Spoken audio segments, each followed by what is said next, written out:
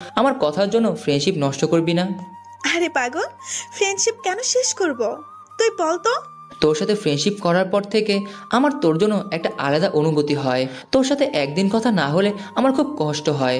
তুই ক্লাসে কোনো ছেলের সাথে কথা বললে খুব রাগ হয়, সেটা পড়ার ব্যাপারই বলিস। তোকে একদিন না দেখলে পুরো দিনটাই খারাপ হয়ে যায়। তোকে ছাড়া আমার চলেই না। অ্যান্ড আমি রিয়ালাইসিস করেছি তোকে আমি ভালোবেসে ফেলেছি। প্লিজ আমাকে ছেড়ে যাস না। আরিয়ান হাঁটু গেড়ে বসে পেছন থেকে গোলাপ ফুল বের করে বলে, আই লাভ ইউ ঋতু। আমার চোখে পানি চলে আসলো। যাকে এতদিন চেয়েছি তাকে আজ পেলাম। আরিয়ানের জন্য আমার যে ফিলিংস, ওরও আমার জন্য একই ফিলিংস। আরিয়ান আমার থেকে কি শুনবে এই ভয়ে নিচের দিকে তাকিয়ে আছে। আমি ওর হাত থেকে ফুলটা নিয়ে, I love you too Aryan. Aryan আমার কথা শুনে আমার দিকে তাকিয়ে একটা হাসি দিল। তারপর থেকে খুনসুটি নিয়ে আমাদের ভালোবাসা আগালো। এগুলো ভাবতে ভাবতে রাত পার করে দিলাম, কিন্তু মনের ভিতর একটা ভয় রয়ে গেল। সকাল হতেই রিয়াকে আমার বেস্ট ফ্রেন্ড কল দিলাম। কিরে জানু, কেমন আছিস? আমাকে তো ভুলেই গেলি। কেমন আছিস তো জানারই কথা, আর সময় পাই নাই কল দেওয়ার। কাল আরিয়ানের সাথে দেখা হয়েছে, ওকে সব বললাম, আরিয়ানের সাথে ঘটে যাওয়া সব। ও কি করবি, ভাগ্যে যেটা ছিল ওটাই খণ্ডাতে পারবি না। আমার না আরিয়ানের জন্য খুব ভয় করছে। ও যদি কিছু করে বসে, আর রাতে ওকে নিয়ে খারাপ স্বপ্নও দেখেছি। আমার না খুব ভয় লাগছে।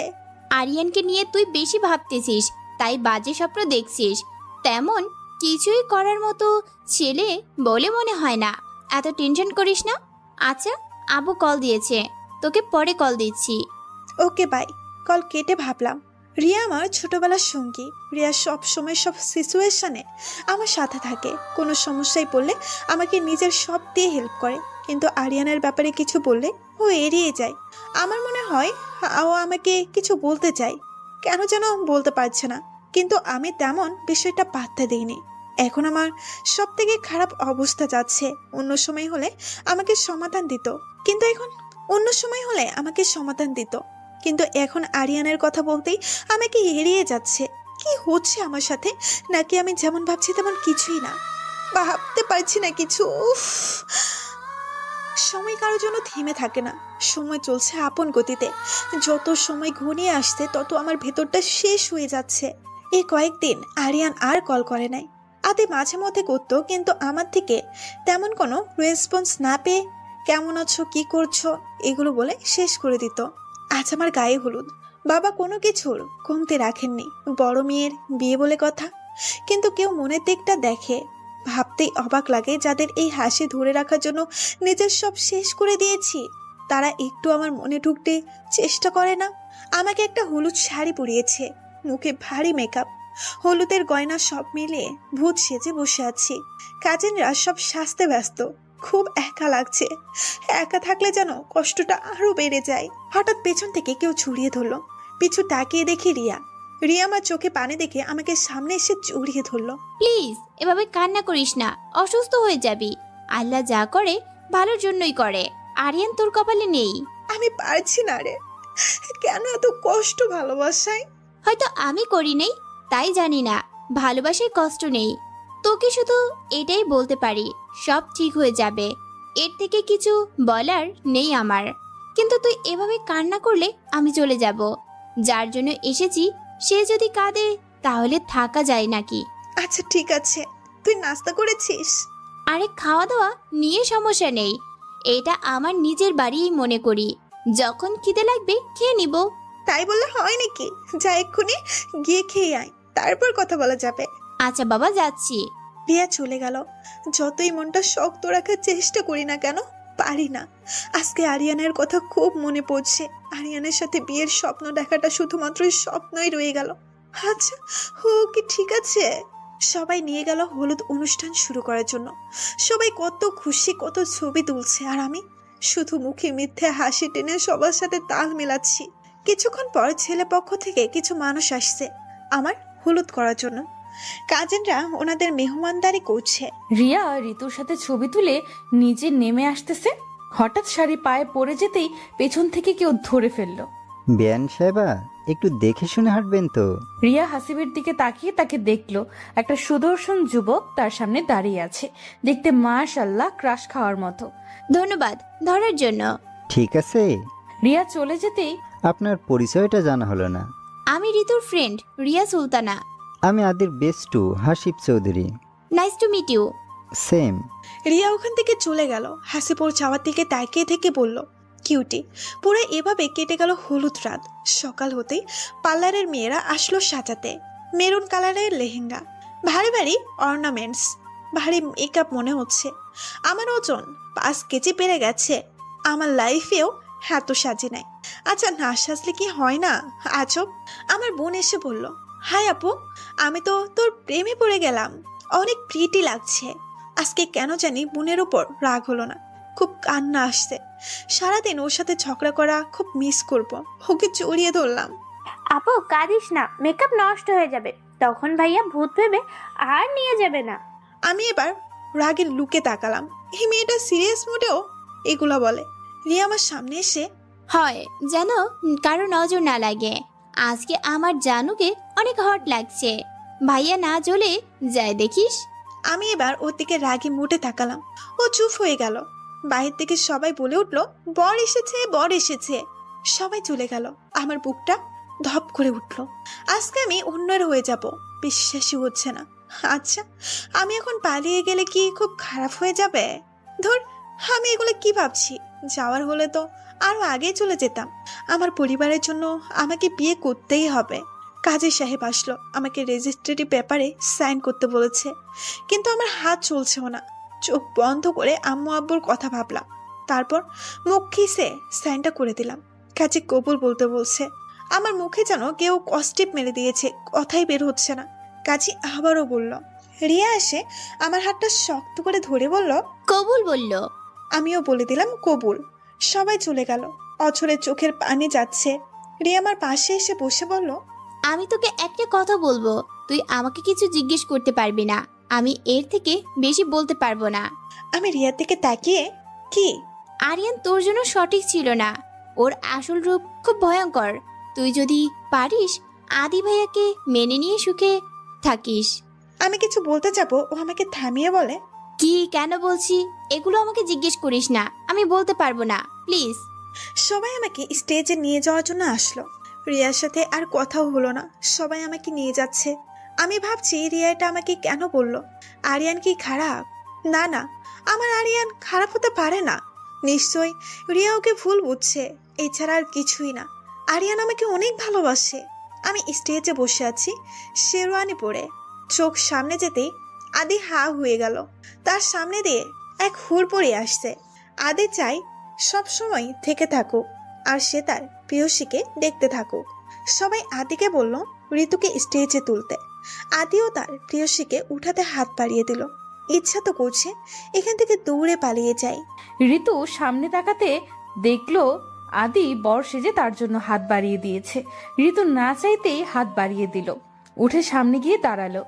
ঋতুর চোখ সামনে যেতেই ওর হাত পা কাঁপতে লাগলো। ও কিভাবে পারলো? আরিয়ান আমার সামনে দাঁড়িয়ে আছে। ও বলেছে আমার বিয়েতে আসবে আমাকে বধূর সাজে দেখতে, কিন্তু আমি কল্পনাও করতে পারছি না। আসলে ও এসেছে, ও আমার দিকে তাকিয়ে আছে। দেখে খুবই স্বাভাবিকই লাগছে, কিন্তু আমি স্বাভাবিক থাকতে পারলাম না। ওকে দেখি আমার চোখে পানি থামছে না। আমি ওর দিকে তাকাই আছি। সবাই আমাকে বলছে আদিকে মালা পরাই দিতে। আমার কানে কিছুই আসছে না। আমি শুধু আরিয়ানের দিকেই তাকিয়ে চোখের পানি ফেলছি। আমার ভেতরটা তোলপাল হয়ে যাচ্ছে। এটাই স্বাভাবিক। কোনো মেয়ের বিয়েতে যদি তার বয়ফ্রেন্ড তার সামনে থাকে, তাহলে ওই মেয়েটা জানবে তার ভেতরের খবর। আমি ওর দিকে তাকিয়ে চোখের পানি ফেলছি। সবাই বলতেছে আদিকে মালা পরিয়ে দিতে, কিন্তু ওদের কথা আমার কান অব্দি যাচ্ছে না। আমি সামনে তাকিয়ে আরিয়ানের দিকে তাকিয়ে আছি। আদি ব্যাপারটা বুঝেছে, তাই সে আমাকে মালাটা পরিয়ে দেয়, আর আমার হাত ধরে নিজেই পরিয়ে নেয়। সবাই অনেকটা অবাক হয়। এবার আসে বিদায়ের পালা। আমার তো সেই তখন থেকেই কান্না শুরু হয়ে গেছে। আব্বুকে জড়িয়ে ধরে কান্না করছি। আব্বু নিজেকে ধরে রাখতে পারলো না, কান্না শুরু করে দেয়। আব্বুকে ছাড়ছিও না। এই মানুষগুলো বুকে ঠাঁই পাওয়ার জন্য হাজারো ইচ্ছা বিসর্জন দিতে পারবো। আম্মু বোনকে ধরে কাঁদতেছে। আজকে আমার ঝগড়াটে বোনটাও কাঁদছে। আগে বলতো তুই চলে গেলে আমি খুশি হব, আর এখন ছাড়ছিও না। এটাই মনে হয় ভাই বোনের সম্পর্ক। শত ঝগড়ার পরেও বুকের ভেতর ভালোবাসা লুকিয়ে থাকে। আমি কান্না করতে করতে চারপাশ কেমন খোলাটে দেখি। চোখের সামনে আরিয়ানের চেহারাটা ভেসে উঠল। আর কিছুই মনে নেই। আমি সেন্সলেস হয়ে যাই। চোখ মেলতে একটা রুমে নিজেকে আবিষ্কার করি। আমার সামনে অনেকেই বসে আছে। কিছু কিছু মানুষকে চিনি, যেহেতু ওনারা আমার আব্বুর কাজিন তাই অনেকেরই মুখ চেনা। আমার ননদ এর শরবত দিল। আমি খেতে চাইনি, তবুও জোর করলো, তাই না খেয়ে পারলাম না। ওর একটা ছোট মেয়ে আছে, অনেক কিউট, আমার কাছ থেকে সরছেই না। আমার ননদ ওর ভাই থেকে ছোট, কিন্তু বয়সে আমার থেকে একটু বড়। হঠাৎ ওখানের মধ্যে বয়সী মহিলা বলে উঠল, আজকাল বড় তেমন কান্না করে নাকি? তুমি তো কেঁদে ভাসিয়ে দিয়েছো। আমার জন্মেও এরকম কান্না করতে কাউকে দেখিনি। নিশ্চয়ই কোনো গন্ডগোল আছে, নাকি অভিনয় করছো? ওনার কথা শুনে খারাপ লাগলো। মামি, সবাই তোমার দেখা মতো বউ হবে এমন তো কথা নেই। আর কাঁদলে যে কোনো গন্ডগোল থাকবে তারও কোনো মানে নেই। অভিনয় কারা করতে পারে সেটা তাদের মুখ দেখলেই বলতে পারো। সো এই ধরনের মাইন্ড বদলাও। এখন তো বলবি তোদের বউ যে। অবশ্যই ওরা তো আর হাই সোসাইটির ফ্যামিলির মেয়ে না, আর আমার মেয়ের মতো ফ্যাশনও জানে না। এরা কান্না ছাড়া কি পারবে? আমরা তোমার মেয়ের মতো কোনো মডেল আনি নাই যে ফ্যাশন শো দেখাবে আমাদের। আর তুমি কোন সোসাইটি থেকে আসছো তার নাই বললাম। উনি এবার চুপসে গেল। আমি বুঝলাম উনি আমার মামি শাশুড়ি। মহিলাটির সাহস কি করে হয় আমাকে অপমান করেন? আমাকে ফ্যাশন দেখাচ্ছে। কলেজে আমাকে সবাই ফ্যাশন কুইন বলতো, যদিও তেমন মেকআপ করতাম না, কিন্তু অল্পতেই নিজেকে ফুটিয়ে তুলতাম। আমি যদি বউ না হতাম তাহলে ওনার বোতার নাক থুতা করে দিতাম। আমাকে তো চিনে না, বুঝিয়ে দিতাম। ঋতু নাজনীন কি না পারে। ওনার কথায় রাগ আসলেও আমার ননদের কথায় খুশি লাগলো। আসলে এমন ননদ পাওয়া ভাগ্যের ব্যাপার। আমার শাশুড়ি এসে সবাইকে নিয়ে গেল আর আমাকে রেস্ট নিতে বলল। আদিবা আমার পাশে এসে বলল, ভাবি, আপনি কিছু মনে করিয়েন না। উনি এইরকমই একটা ছোট্ট পরিবার থেকে এসে এখন আমার মামার টাকা নিয়ে অনেক অহংকার দেখায়। মানুষকে খোঁচা দিয়ে কথা বলাই অভ্যেস। নিজে যে কি ছিল ওটা ভাবে না। আপনি কিছু মনে করবেন না। না না, আমি কিছু মনে করি নাই। ইচ্ছে তো করছিল নাক ফাটাই দিতে। আর আপনি আমাকে তুমি করেই বলেন, বয়সে আপনার থেকে ছোট। আদিবা ছোট্ট একটা হাসি দিয়ে, ওকে, আপনি রেস্ট নিন, আমি আসি। ও চলে গেল। আমারও খুব খারাপ লাগছে, তাই বিছানায় শরীর এলিয়ে দিতে ঘুম চলে আসলো। রাত 12টা। মেয়েরা সবাই আমাকে অন্য রুমে নিয়ে গেল। রুমটা গোলাপ ফুল দিয়ে সাজানো হয়েছে, খুব সুন্দর লাগছে। রুমটা দেখে বুকটা ধক করে উঠল। মনে চলে আসলো আরিয়ানের কথা, ওর সাথে স্বপ্ন দেখা। ও আমাকে বলতো আমাদের বাসর ঘরটা শুধু গোলাপ ফুল দিয়ে সাজাবে, কারণ আমি গোলাপ ফুল পছন্দ করি।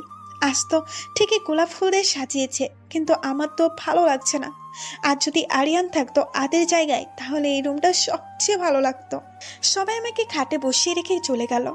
আর কত মজা করছে। আমার এখন লজ্জা পাওয়ার কথা, কিন্তু আমার ভীষণ কষ্ট হচ্ছে। বসে বসে আগের কাটানো দিনগুলোই ভাবছি। হঠাৎ মাথায় আসলো আজকে তো বাসর রাত। যদিও আমি মানি না, তবুও তো এটাই সত্যি।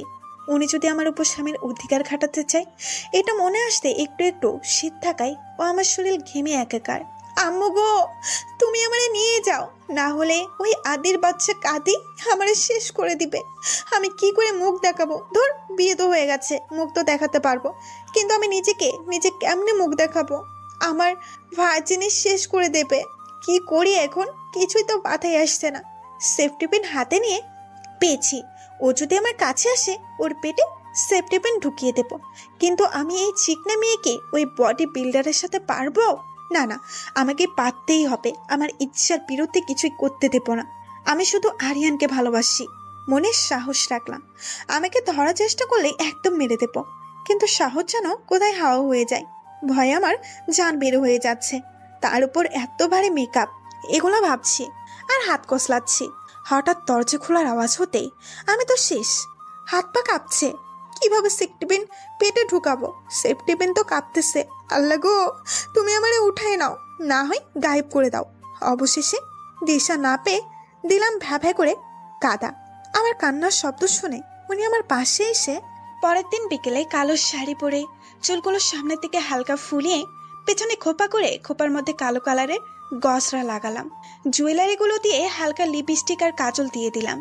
আমার সাজ সম্পূর্ণ হলো। আদের জন্য ওয়েট করছি। হঠাৎ মোবাইলে মেসেজ। ঋতু, তোমার কোনো সমস্যা হয়েছে? কাঁদতেছো কেন? আমি ওকে পাশে দেখে, এই আপনি আমার পাশে কেন বসেছেন? যান, দূরে যান বলছি, না হলে খারাপ হবে বলে দিলাম। আদি আমার কথায় হা হয়ে গেছে। আরে তুমি পাগল নাকি? তুমি কাঁদতেছো বিদায় তো আমি আসি, আর তোমার থেকে অনেকটা ডিস্টেন্সেই আমি বসেছি। এমন বিহেভ করতেছো যেন আমি তোমাকে টাচ করেছি। করবেন না যে, তার গ্যারান্টি কি? আপনাদের ছেলে মানুষদের আমার চেনা আছে, একটু পাশে বসলেই সুযোগ খোঁজেন। হে ইউ, তুমি কাকে কি বলছো? সব ছেলে এক না, আর আদিব মাহমুদ কখনো কারো সুযোগ নেয় না, সেটা যে বিষয়েই হোক না কেন। আপনি এমন একটা ভাব করছেন যেন দুনিয়াতে আপনার মতো ছেলে হয় না। সুযোগ তো নিয়েছেনই, সুযোগ নিয়েই তো আমাকে বিয়ে করেছেন। তোমাকে বিয়ে করতে বইই গেছে, আমি আমার ফ্যামিলির জন্য আমাকে বিয়েটা করতে হচ্ছে। আর তুমি যদি এমন ঝগড়াটে জানতাম তাহলে তো কখনোই বিয়ে করতাম না। এই যে মিস্টার আদি না কাদি, আপনার সাহস কি করে হয় আমাকে ঝগড়টে বলার? আপনি কি আমাকে বিয়ে করতেন না? আমি নিজেই আপনাকে রিজেক্ট করতাম। নেহাত আমার আম্মু আব্বুর জন্য করতে পারলাম না। হ্যাঁ, আর ভুলে যাবেন না আমি অন্য কাউকে ভালোবাসি, সো আমার উপর কোনো অধিকার খাটাবেন না। আদি মনে মনে ভাবলো, এটা কি সেই মেয়ে যাকে প্রথম থেকে ভালোবেসে ফেলেছিলাম? এখন যা বুঝতেছি ও তো একটা বোম্বায় মরিচ। বাবা, কথা না বাড়ানোই ভালো। জানি তো তোমার ভালোবাসার মানুষ আছে, আর আমি তোমার উপর কোনো অধিকারই খাটাবো না। তবে একটা শর্ত আছে। কি সত্য? আমাদের মধ্যে যাই থাকুক না কেন, আমার পরিবারের সাথে তোমার ভালো বউ হিসেবেই থাকতে হবে। তারা যেন না বুঝে আমাদের মধ্যে কিছুই নেই। আপনি যেভাবে বলতেছেন ভালো বউ হিসেবে থাকতে, আমি কি খারাপ নাকি যে ভালো হয়ে থাকতে হবে? আমি এমনিতেই ভালো। ভালো, কিন্তু বুঝো কম। না হলে একটা মানুষকে না জেনে না বুঝে শুধুমাত্র তার কথার ছলে তাকে ভালোবাসতে না। মানে কি বুঝাতে চাইছেন? কিছু না, শুয়ে পড়ো। Good night. বলে আদি বিছানার একপাশে শুয়ে পড়লো। এই যে উঠুন বলছি। কি হয়েছে আবার? কি হয়নি বলুন? আপনাকে বলছি আমার থেকে দূরে থাকুন, কিন্তু আপনি আমার পাশে কেন শুয়েছেন? তো কোথায় শুবো? আমি কেমন জানি? দরকার হলে সোফায় শোবেন। কি? আদি সোফায় শুবে? নো ওয়ে, আমি পারবো না। এখানে ঘুমালে কি হবে? আমাদের মধ্যে তো অনেকটা ডিস্টেন্স আছে। জি না, আমি আপনাকে এখনো বিশ্বাস করতে পারছি না। যদি রাতে আমার কাছাকাছি চলে আসেন, সো রিস্ক না নেওয়াই ভালো। সোফায় থাকাই বেটার। ধুর, তুমি তোমার নেগেটিভ মাইন্ড নিয়ে বসে থাকো। এই বলে আদি বিড়বিড় করতে করতে সোফায় চলে গেল। ও কম্বল গায়ে দিয়ে শুয়ে পড়লো আর নিজে নিজে বলল, বাসুর তো তোর, খাটো আমার কপালে জুটলো না, পোড়া কপাল আমার। আজ আদিব মাহমুদ নাকি সোফায় থাকছে। হ্যাঁ, আদি আরো কি কি আছে তোর কপালে তা আল্লাহ না জানে। সকালে আমার ঘুম ভাঙলো, দেখলাম উনি সোফায় শুয়ে আছে। মনে হচ্ছে ভালো করে শুতে পারছে না, গা থেকে কম্বলটাও সরে গেছে। আমি গিয়ে কম্বলটা গায়ে তুলে দিয়ে ওয়াশরুমে চলে গেলাম। বেরোয় একটা নীল শাড়ি পরেছি, আয়নায় চুল আঁচড়াচ্ছি। আদি চোখ খুলতেই দেখলো তার সামনে একটা নীল পরী দাঁড়িয়ে আছে। বেজা চুলগুলো কোমর পর্যন্ত ছড়িয়ে গেছে। আদি একটা ঘোরের মধ্যে চলে গেছে, সে তার প্রিয়সীকে দেখতে ব্যস্ত। আমার চোখ সোফায় যেতেই দেখলাম উনি হাঁ করে আমার দিকে তাকিয়ে আছে। আমি কিছুটা লজ্জা বোধ করলাম। উনি চোখ নামাচ্ছেও না, এবার অস্বস্তি লাগছে। হঠাৎ দরজায় আওয়াজ হলো। আমি ওনার কাছে গিয়ে বললাম খাটে চলে যেতে। ঋতুর কথায় আমার ঘোর কাটলো, বুঝতে পারলাম কেউ দরজায় নক করছে। তাড়াতাড়ি খাটে গিয়ে শুয়ে পড়লাম। আমি গিয়ে দরজা খুলে দেখলাম আদিবা আর তার মেয়ে দাঁড়িয়ে আছে। আদিবার মেয়ের নাম তাহিয়া, 3 বছর হবে আর কি। গুড মর্নিং সুন্দর মামনি। আমি হেসে গুড মর্নিং তাহিয়ামণি। ভাবি, তুমি তো রেডি হয়ে গেছো, চলো আমার সাথে নিচে চলো। আমি নিচে গিয়ে দেখলাম আমার শ্বশুর আর অনেকে বসে গল্প করছে। আমি গিয়ে সালাম দিলাম, তারপর আমাকে আদিবের কিচেনে নিয়ে গেল। সবাই সকালে নাস্তা রেডি করছে, আমি একটু হেল্প করতে গেলাম, কিন্তু আমার শাশুড়ি মা করতে দিল না। উনি আমাকে মেয়ের মতো আদর করছে। আমার ননদ, শ্বশুর, শাশুড়ি সবাই ভালো। আমাকে নিয়ে একটা রুমে নিয়ে গেল। ওখানে সব মেয়েরা আদিদের কাজিন সব। ওরা সবাই বাসর রাত নিয়ে আমাকে নিয়ে মজা করছে। আমার তো লজ্জায় মরে যেতে ইচ্ছে করছে। জানি বাসরের কিছুই হয়নি, তবুও ওদের কথাই লজ্জা লাগছে। অনেকক্ষণ ধরে খেয়াল করছি আমার মামির শাশুড়ির মেয়ে বর্ষা আমার সাথে কেমন অন্যরকম বিহেভস করছে। আমার মনে হচ্ছে আমাকে ছোট করে কথা বলা টাইট করছে। সবাই নাস্তা করার জন্য টেবিল আসছে। আদিও সিঁড়ি দিয়ে নামছে, একটা কালো শার্টের হাতা ফ্লোর করতে করতে নামছে। পরে হিরোর মতো লাগছে, কিন্তু আমার জন্য ফিলেন। ও এসে টেবিলে বসলো। আমার শাশুড়িও আমাকে বসে যেতে বলল, তাই আদের সামনাসামনি চেয়ারটা টানতেই বর্ষা এসে চেয়ারে বসে গেল। মাথাটা খারাপ হয়ে গেল। মেয়েটাকে আমি কি করেছি, শুধু শুধু আমার পেছনে পড়ে গেছে। আমি পাশের টেবিলে বসে নাস্তা করছি। বর্ষা মেয়েটা শুধু আদের দিকে তাকাচ্ছে, যেন গিলে খাবে হাতিকে। ব্যাপারটা আমার অন্যরকম লাগলো। আমি তেমন পাত্তা না দিয়ে খেয়ে যাচ্ছি। আমার শ্বশুর বলে উঠল, আদি, তাড়াতাড়ি রেডি হয়ে নাও, আমাদের আবার কমিউনিটি সেন্টারে যেতে হবে। আমার মনে পড়লো আজ বৌভাত, কমিউনিটি সেন্টার করবে। আমার আম্মু আব্বু পরিবারের আসবে ভেবেই খুশি লাগছে। কিছুক্ষণ পর পার্লারের মেয়ে আসলো। আমার মেকআপ করতে খুবই বিরক্ত লাগছে। আমাকে একটা বেবি পিঙ্ক কালারের গর্জিয়াস গ্রাউন পরিয়েছে, ম্যাচিং জুয়েলারি সাথে মেকআপ। আজকের মেকআপটা কালকের থেকে একটু হালকা হয়েছে। আমাকে সাজিয়ে বাইরে নিয়ে গেল। আদিবা দেখে, ওয়াও ভাবি, তোমাকে পুরো পুতুলের মতো লাগছে। ভাইয়া দেখে ফিদে হয়ে যাবে। মেকআপ আর ড্রেসটা অনেক সুন্দর, বাট ওকে মানায় নাই। আমি আবার ফাও কমপ্লিমেন্ট দিতে পারি না, সরি ভাবি। যার হয়েছে যেমন আর কি। এনিওয়ে ভাবি, চলো, সবাই কমিউনিটি সেন্টারে চলে গেছে, শুধু আমরাই বাকি আছি। সবাই মিলে গাড়িতে করে কমিউনিটি সেন্টারে যাচ্ছি। আমার মাথা তো রাগে ফেটে যাচ্ছে মেয়েটির কথায়। নিজের চেহারা আয়নায় দেখেছে, পুরো মেকআপ করে ভূত হয়ে গেছে। নিজেকে তো একটু সুন্দর লাগছে। মা, নিজেকে তো একটু সুন্দর লাগছে না, আবার আমাকে বলে। ইচ্ছে করছে নাক ফাটিয়ে দেই। গাড়ি কমিউনিটি সেন্টারে গিয়ে থামলো। সবাই নামছে। আমি যেহেতু নতুন বউ, আর আমাকে তো কেউ নামাতে হবে। নিজে নিজে নেমে গেলে ব্যাপারটা কেমন দেখায়। ভাবি, তুমি একটু ওয়েট করো, তোমাকে নামানোর মানুষ আসছে। আমি সামনে তাকাতে দেখলাম আদি আসছে।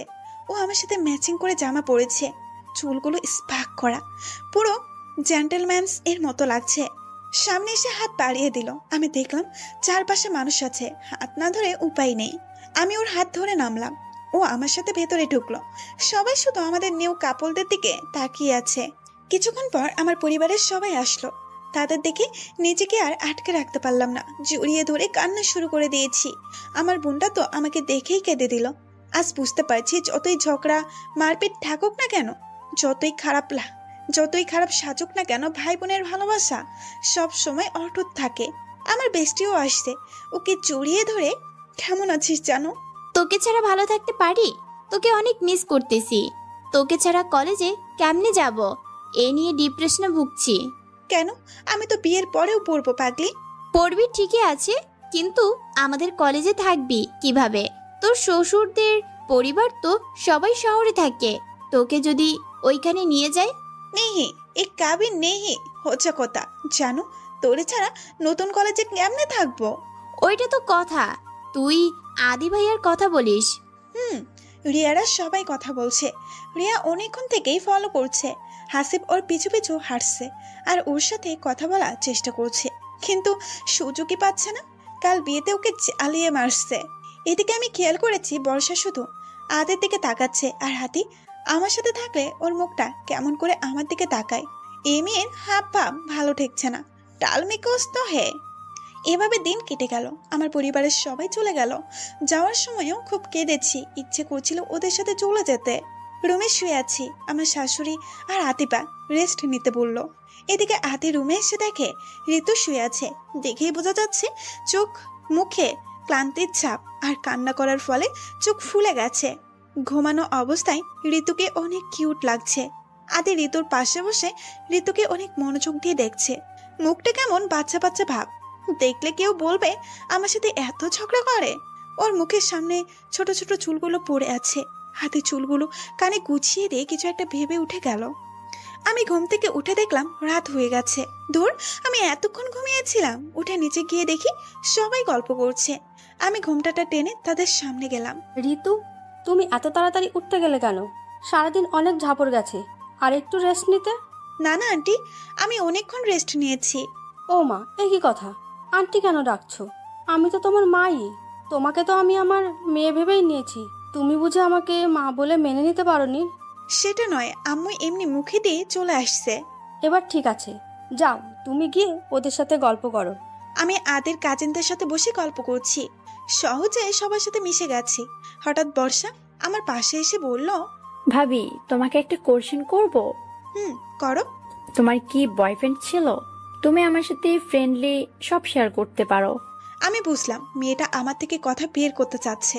আমি কি পাগল নাকি তোর মতো রিনা খানকে আমি আমার পার্সোনাল কথা বলবো? না, নেই। তো ও কিছু বলার আগেই আমি ওখান থেকে উঠে চলে আসলাম। কি না কি আবার বলে ফেলে, তাই উঠে কিচেনে গেলাম। আমার শাশুড়ি আর ননদ চা বানাচ্ছে, সাথে ঝাল পিঠা। এই ঠান্ডার মধ্যে ঝাল কিছু খাওয়ার মজাই আলাদা। আম্মু, আমি একটু হেল্প করি না? আরে না, তোমার কিছুই করা লাগবে না, তুমি নতুন বউ না? আম্মু, আপনি তো বলছেন আমি আপনার মেয়ে, তাহলে মেয়ে একটু হেল্প করলে কি সমস্যা? নাও, মাও তোমার কথার জালে তোমায় ভাসিয়ে দিয়েছে। হ্যাঁ হ্যাঁ, তা তো দেখছি। আচ্ছা, তুমি আমার সাথে এগুলো নিয়ে চলো, সবাইকে দিতে হবে। ওকে আম্মু। আমি চা নিয়ে বসার রুমে গেলাম। সবাই সোফায় বসে আছে। আমি গিয়ে প্রথমে আমার শ্বশুরকে চা দিলাম। আমার নতুন মেয়েকে দিয়ে কে কাজ করাচ্ছে শুনি? আব্বু, আমি কোনো কাজ করি নাই, সব আপু আর আম্মু করেছে, আমি শুধু আনলাম মাত্র। সবার সাথে কি মিষ্টি মিষ্টি কথা, আর আমার সাথেই খারাপ। আমি একে একে সবাইকে নাস্তা দিলাম। হঠাৎ দাদি বলে উঠল, আবু আমাকে কালি অফিস যেতে হবে, অনেক কাজ জমে গেছে। কি বলিস? কাল তো ঋতুদের বাসায় যাওয়ার কথা। আবু তুমি তো জানো কাজ ভালো না হলে আমাদের কোম্পানির লস হবে। সমস্যা নেই তো, ঋতুরা যাবে, আমি না গেলে হবে তো? এটা কোন ধরনের কথা? তোর জন্যই তো আয়োজন হবে। কাল দিনটা একটু ম্যানেজ কর, প্রয়োজন হলে কাল বিকেলে এসে তুই আর ঋতু রাতে রওনা দিবি। কেন তোমরা যাবে না?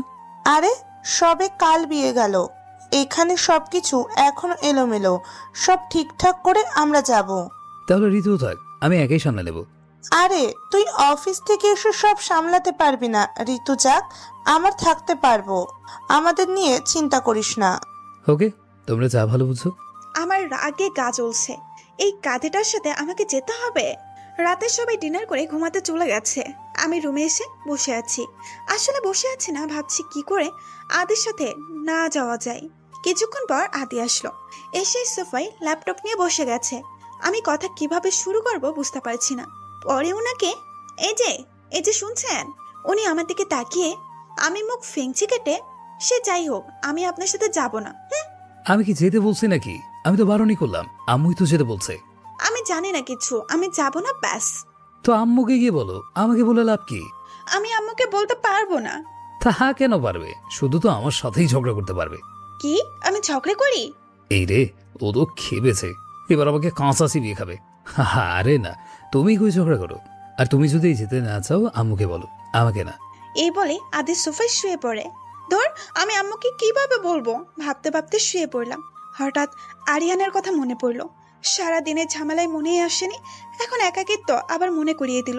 খুব মিস করছি। আচ্ছা, ও কি আমায় একটু মিস করছে না? জীবনটা আসলেই অদ্ভুত, কখন কি থেকে কি হয়ে যায় তা কেউই বুঝতে পারে না। সকালবেলা উঠে নাস্তা করে রেডি হয়ে আমাদের বাড়ি গেলাম সবাই। দুপুরে খাওয়া দাওয়া শেষ করে বিকেলের দিকে চলে আসলাম।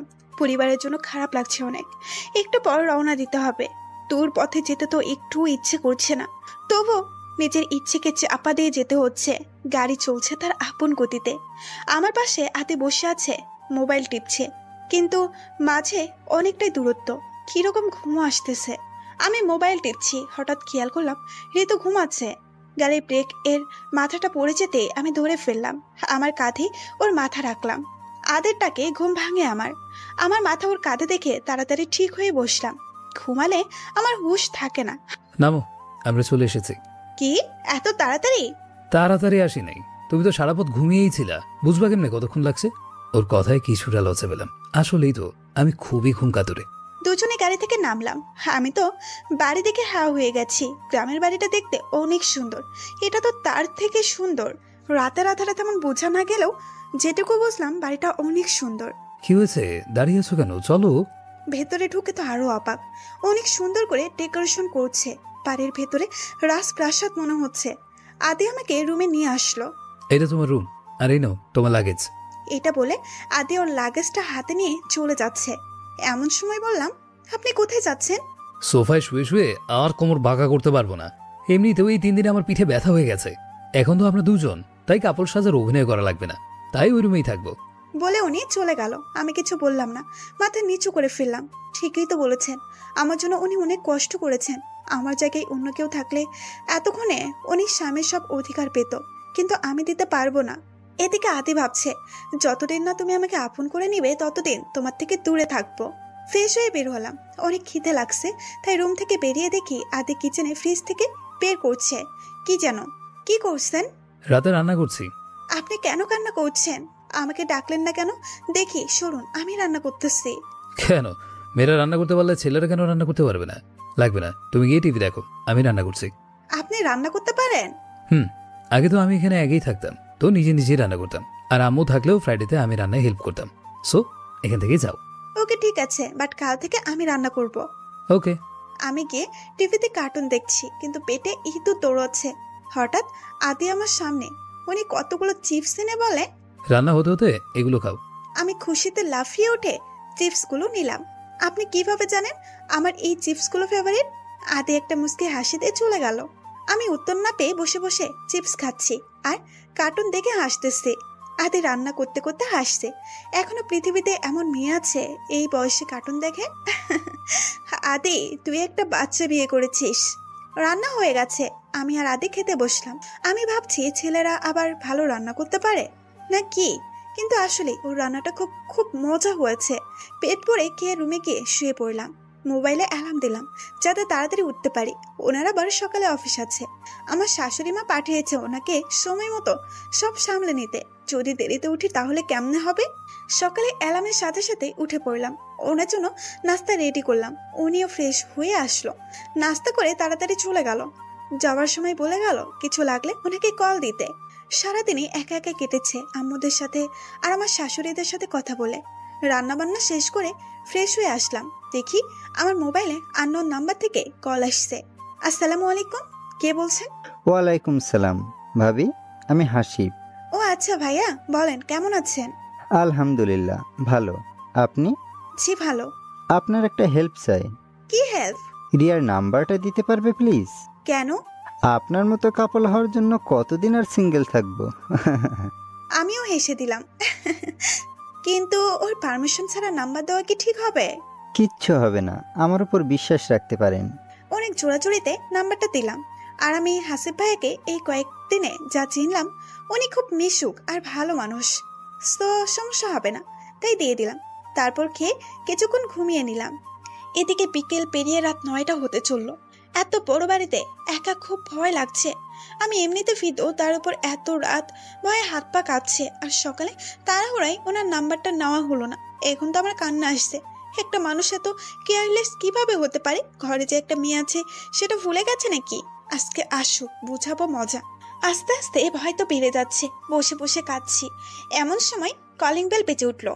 ইচ্ছে করে খুলছি না, অনেকক্ষণ ধরে কলিং বেল বাজাচ্ছে, খুলছি না। দেখে মনে হয় ডুপ্লিকেট চাবিতে দরজা খুলতে পেরেছে। খুলে দেখলো আমি এক কোণে জড়সড় হয়ে বসে কাঁদছি। ও দৌড়ে এগিয়ে এসে, প্লিজ চুপ করে থেকো না, বলো কি হয়েছে। আমি ওখান থেকে উঠে চলে আসতেই উনি হাত ধরে ফেললেন। আমি এবার চিৎকার করে, হাত ছাড়ুন বলছি। এখন কেন আসতেন অফিস থেকে? ওখানেই থেকে যেতেন।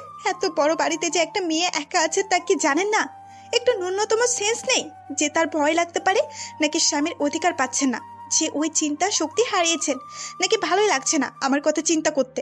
আমার কথায় আদি হাতটা হালকা করে, ঋতু চিৎকার করবেন না, চিৎকার করবেন না।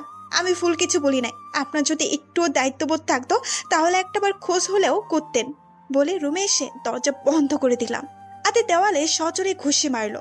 আসলে ওকে পারলো দেরি করে। আদির নিচে বসে বসে ঋতুর বলা কথা ভাবছে। কথাগুলো যেন কাটার মতো বিচ্ছে। আদি আবার উঠে দাঁড়ালো। যে করেই হোক ঋতুর রাগ ভাঙাতে হবে। গাড়িতে দেখলো খাওয়ার টাইম হয়ে গেছে। আদি খাবার নিয়ে ঋতুর রুমের দরজার সামনে দাঁড়িয়ে দরজায় ঠুকা দিয়ে, ঋতু আই এম সরি, কাজের অনেক চাপ ছিল। কাজ করতে করতে আমার খেয়ালই ছিল না কয়টা বেজেছিল। টাইম দেখা মাত্রই তোমার কথা মনে আসলো। আমি সব কাজ রেখে চলে আসছি। তো আমার ভুল হয়েছে। আমার কেন তোমার কথা মনে ছিল না? প্লিজ এইবারের মতো ক্ষমা করে দাও প্লিজ। আমি কিছুই বলছি না। প্লিজ ঋতু, দরজা খুলো না বলছি তো। আর এমন হবে না, অনেক রাত হয়েছে। আমি তোমার জন্য খাবার এনেছি, খেয়ে নাও। আমি খাবো না, আপনি যান এখান থেকে। আমার উপর রাগ করে না খেয়ে থেকো না প্লিজ।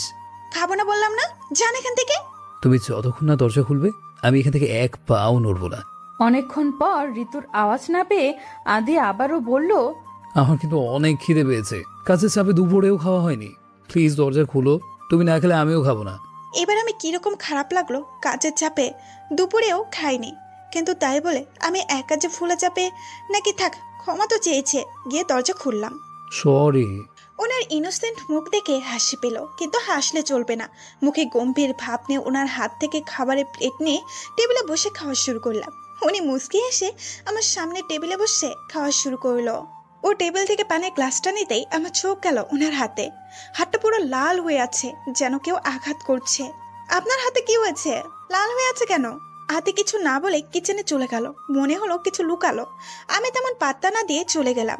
মোবাইল অ্যালার্ম দিয়ে ঘুমিয়ে পড়লাম। সকালবেলা অ্যালার্মের ডাকে ঘুম ভাঙলো। উঠে নাস্তা রেডি করলাম। আদির শার্টের হাতা ফ্লোর করতে করতে আমাকে বলল, তোমার নতুন কলেজের অ্যাডমিশনের জন্য আগের কলেজে টিসি লাগবে, কয়েকদিন পর গিয়ে নিয়ে এসো। না না, আমি নতুন কলেজে অ্যাডমিশন নিব না, আগে ওটাতেই থাকবো। পাগল নাকি? ওখান থেকে কলেজ করা অনেক কষ্টকর, তার উপরে এক্সাম আছে। সম্ভব না, তোমাকে এখানেই অ্যাডমিশন নিতে হবে। আমি নাকি কান্না করে, আমার জীবনটাই টানা টানা হয়ে যাচ্ছে। আমি নিউ কলেজে কাউকে চিনবো না। আমি রিয়াকে ছেড়ে থাকবো কেমনে? কেন? তুমি তো অনেক ভালো ঝগড়া করতে পারো। কলেজে ঝগড়া করে করে ফ্রেন্ডশিপ করে ফেলো। কি? আমি চকলেটে? তা কখন বললাম? এনিওয়ে, আমার লেট হয়ে যাচ্ছে, তাড়াতাড়ি নাস্তা দাও। আমি পাকা চোখে তাকিয়ে ওনাকে নাস্তা দিলাম। উনি খেয়ে চলে গেল। এভাবে 1 সপ্তাহ চলে গেল। এখন আর রাতে দেরি করে আসে না, সন্ধ্যার আগেই চলে আসে। প্রতিদিন আসতে কিছু না কিছু নিয়ে আসে। এই 1 সপ্তাহ ওনাকে যা ছিলাম, মানুষটা খারাপ না। আমাকে টাচ করা তো দূরে, কখনো খারাপ চোখেও তাকায় নাই। কিন্তু আজও ভাবি আমার জীবনটা কতটা বদলে গেছে। আগে আমাদের বাসায় একা একদম থাকতাম, আমার ভালো লাগতো না একা একা। আর এখন সারা দিন কাটে একাকিত্ব। এই একাকিত্ব সময়টা আমাকে খুব কষ্ট দেয়। রাতে উনি আসতেই দরজা খুললাম। উনি ফ্রেশ হয়ে এসে, তোকে একটা কথা বলার ছিল।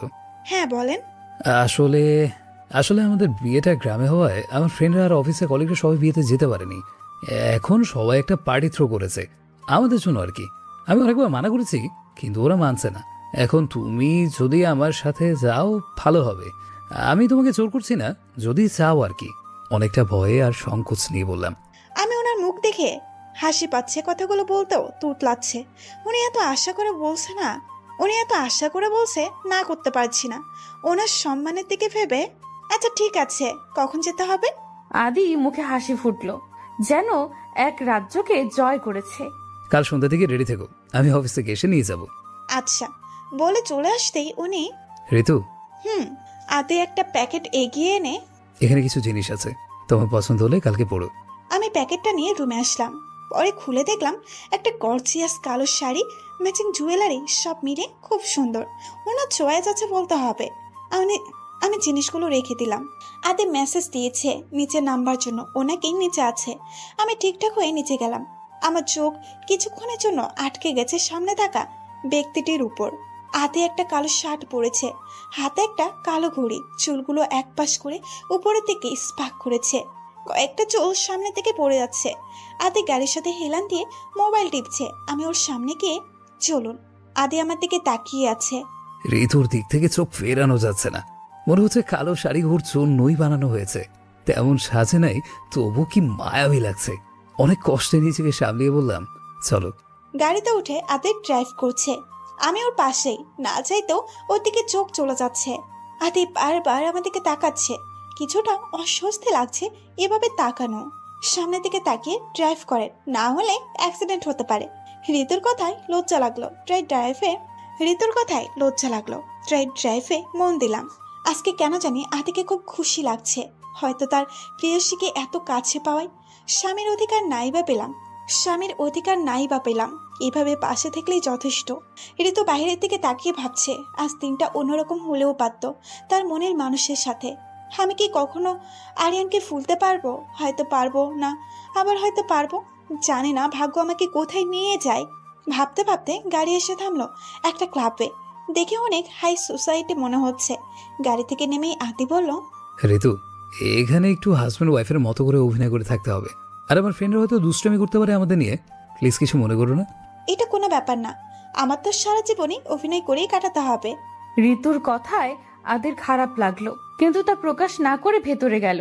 ভেতরে যেতেই উপর থেকে গোলাপ ফুলের পাপড়ি পড়ছে আমাদের উপর, সব লাইট আমাদের উপর। আদি আমার হাত ধরে নিয়ে যাচ্ছে। এটা আমার খারাপ লাগার কথা, কিন্তু খারাপ লাগছে না, এক অন্যরকম লাগছে। সবার নজর আমাদের দিকে। অনেকে বলছে দুজনকে মানিয়েছে, খুব নার্ভাস লাগছে। আদি সবার সাথে আমাকে পরিচয় করাচ্ছে। সামনে যেতেই বর্ষাকে দেখলাম। ওকে দেখেই মুখে বিরক্ত ভাব চলে আসলো। আদি আমার পাশেই ছিল। আপনি তো বলছেন এখানে আপনার ফ্রেন্ড আর অফিসের কোয়ালিগরা আসবে, তাহলে বর্ষা আসলো কেন? বর্ষা তোমার অফিসে জব করে, ও তো এখনো পড়তেছে, জব কেন করে? তা জানি না, আবার আব্বুকে পাগল করে ফেলেছিল আমাদের অফিসে জব করার জন্য, তাই আব্বু না করতে পারেনি। ও জব করতে পাগল হয় নাই, অফিসে আপনাকে দেখবে বলে জবের নাম বলছে। কিন্তু আমি কেন চিন্তা করছি এসব ব্যাপারে? আদিকে একটা না, সব মেয়ে দেখুক, আমার কি? আমার তো এসবে কিছু যায় আসে না, তাহলে চিন্তা কেন করছি? মনে মনে ভাবলাম, চলো ভাবি, তোমাকে আমার ফ্রেন্ডদের সাথে পরিচয় করিয়ে দেই। এই মেয়ের কথা আমার ঠিক হজম হচ্ছে না, তবুও গেলাম ওর সাথে। বর্ষা তার বান্ধবীদের সাথে পরিচয় করিয়ে দিচ্ছে। গাইস, ইনি হচ্ছে আমাদের কিউটি বয় আদির ওয়াইফ ঋতু, গ্রামে থাকে। এবার বুঝলাম তার আসল রূপ। আসলে এই মেয়ে ভালোর যোগ্যও না, আমাকে ছোট করার জন্য মেয়েটা এসব বলছে। বর্ষার ফ্রেন্ড একটা বলল, ভাবি কি মেকআপ করতে জানো না? এত সিম্পলি কেউ পার্টিতে আসে? আরে গ্রামের মেয়ে তো, তাই তো আমার মতো ফ্যাশন জানে নাকি? হ্যাঁ আসলে আপু, আমার স্বাস্থ্য ভালো লাগে না, আল্লাহ যা দিয়েছে ওইটাতেই হ্যাপি। এত মেকআপ করে বিশ্ব সুন্দরী হওয়ার ইচ্ছে নেই, এই নর্মালি সবার থেকে বেটার লাগছে বলে চলে এলাম। এদিকে বর্ষা ফুসছে কিভাবে ঋতুকে ছোট করবে। আদি আমাকে নিয়ে এসে একটা মেয়ের সাথে পরিচয় করাচ্ছে। ঋতু, ও হচ্ছে আমার বেস্ট ফ্রেন্ড আরিশা, ছোটবেলা থেকে একসঙ্গেই বড় হয়েছে। আরিশা আমার দিকে হাত বাড়িয়ে দিল। হাই, আমি আরিশা মাহমুদা। আমিও হ্যান্ড কেস করে আমি ঋতু নাচ নেন। তোরা কথা বল, আমি একটু আসছি। আদি চলে গেল। তো বিবাহিত জীবন দুজনে কেমন কাটছে? এই তো ভালো। ঋতু জানো, আমি আর আদি ছোটবেলার ফ্রেন্ড। ওর লাইফে সব আমাকে শেয়ার করে, এমনকি ছোট ছোট বিষয়ে আমাকে বলে। ওর যখন কোনো কারণে মন খারাপ বা খারাপ সময় থাকে, তখন আমি ওর পাশে থাকি। ওর লাইফে সবচেয়ে বড় কথা আমাকে বলবে না। হ্যাঁ, আমি জানি তোমার আর আদির মধ্যে কিছুই নেই, সব ফর্মালিটি দেখানো হচ্ছে। আমি যেহেতু সব জানি, আমার সাথে ফর্মালিটি দেখানো লাগবে না। আমি কিছু বলছি না, মাথা নিচু করে আছি।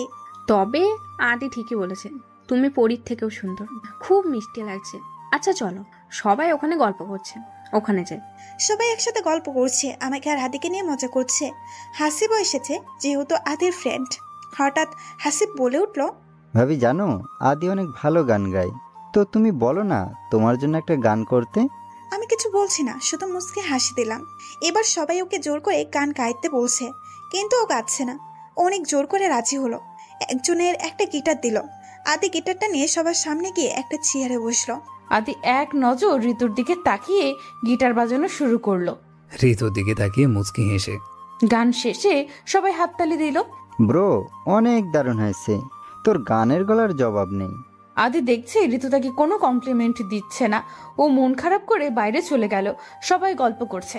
হঠাৎ বর্ষা বলে উঠলো, তো এবার ভাবির মুখ থেকে গান শুনি, এবার বোঝো মজা। তোমার মতো গাইয়ামে নাকি আবার গান পারে। আইডিয়াটা কিন্তু খারাপ না। ভাবি, তোমার মুখে একটা গান শোনা যাক। আরে রিপাত ভাই, বোঝেনি তো, গ্রামের মেয়ে তো, গ্রামের মেয়েরা তো চুলা গোতানো ছাড়া। উপস্থিত সবাই হেসে উঠল, শিহাব আর আরিশা ছাড়া। বর্ষা, মানুষকে অপমান করার অভ্যেসটা এখনো তোমার যায়নি। একদিন তুমি নিজেই হাসির পাত্র হয়ে যাবে, তখন দেখবে কেমন লাগবে। অপমানের কি আছে, যেটা সত্যি সেটা বলছি। এতক্ষণ আদি এখানে থাকলে বের হয়ে যেত তোর অপমান করা ভাবিকে। এই আদিটাও না কোথায় যেন উধাও হয়ে গেছে। বর্ষা আর আরিশার তর্কের মধ্যে হঠাৎ গিটারের সুর বেজে উঠল। জানতাম গানের মধ্যে গিটার বাজে, এখন দেখছি তর্কের মধ্যেও গিটার বাজছে বলে সামনে তাকালো। সবাই সামনে তাকিয়ে অবাক হয়ে গেছে। ঋতু গিটার বাজাচ্ছে, সবাই খুব অবাক হয়ে তাকিয়ে আছে। ঋতু চোখ বন্ধ করে গাওয়া শুরু করলো। আদি এতক্ষণ বাইরে দাঁড়িয়েছিল, হঠাৎ চেনা কণ্ঠ কানে গেল আদি দৌড়ে এসে দেখলো ঋতু গান গাচ্ছে। আদি অবাক হয়ে শুনছে। ঋতু চোখ বন্ধ করে আরিয়ানের সাথে প্রতিটি মুহূর্ত মনে করে গান গাচ্ছে। এই গানের সাথে তার কষ্টটা কমছে মনে হচ্ছে। আদি বুঝতেছে ঋতুর খুব কষ্ট হচ্ছে, কিন্তু কি করবে, সে ভুল মানুষকে ভালোবেসেছে ঋতু। গান শেষ করে চোখের কোণে পানি মুছে নিল। সবাই হাততালি দিল। বর্ষা তো রাগে ফুঁসছে। ঋতু বর্ষার সামনে গিয়ে বলল, সবাইকে আমি কেমন, আমি কি পারি না পারি এগুলো বলা লাগে না, আমি কাজ করে দেখাতে ভালোবাসি। আর কি যেন বললে, আমি আদির যোগ্য না। আমি কারো যোগ্য হওয়ার জন্য জন্ম নিইনি, আমি নিজের জন্য নিজের যোগ্যতা অর্জন করি, কাউকে দেখানোর জন্য না। আর একটা কি যেন বললে, আমি গ্রামের মেয়ে, তাই ফ্যাশন জানি না।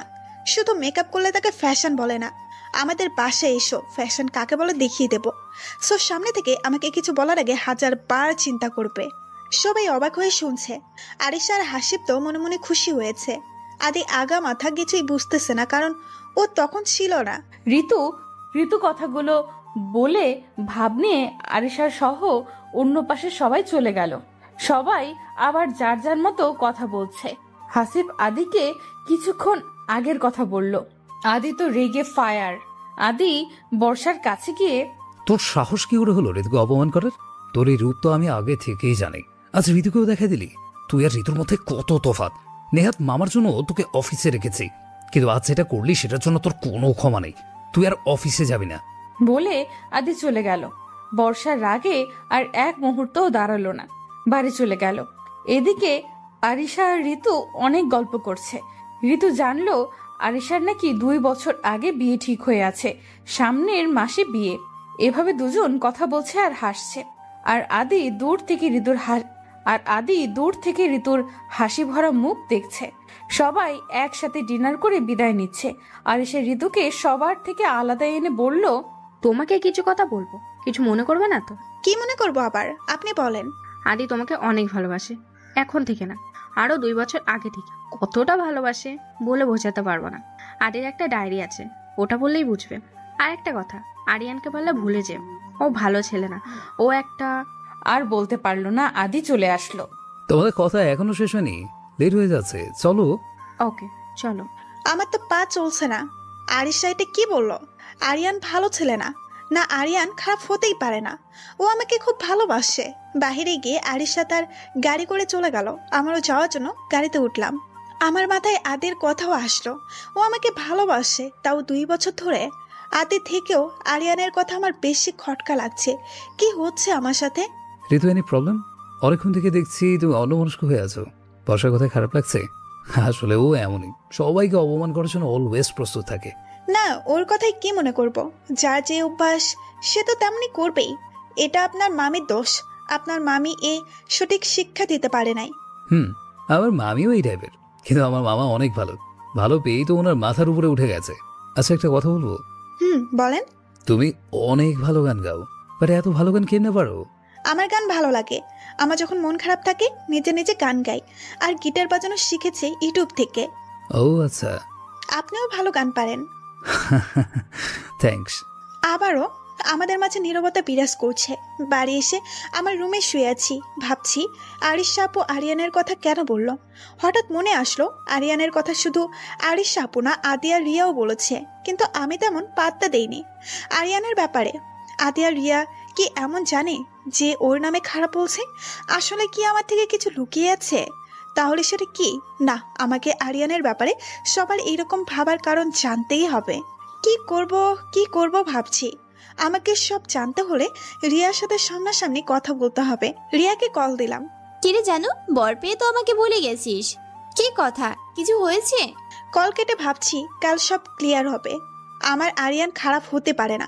আমি সবার ভুল ভেঙে দেব বলে ঘুমিয়ে পড়লাম। সকালে নাস্তা বানিয়ে ওয়েট করছি আদির জন্য।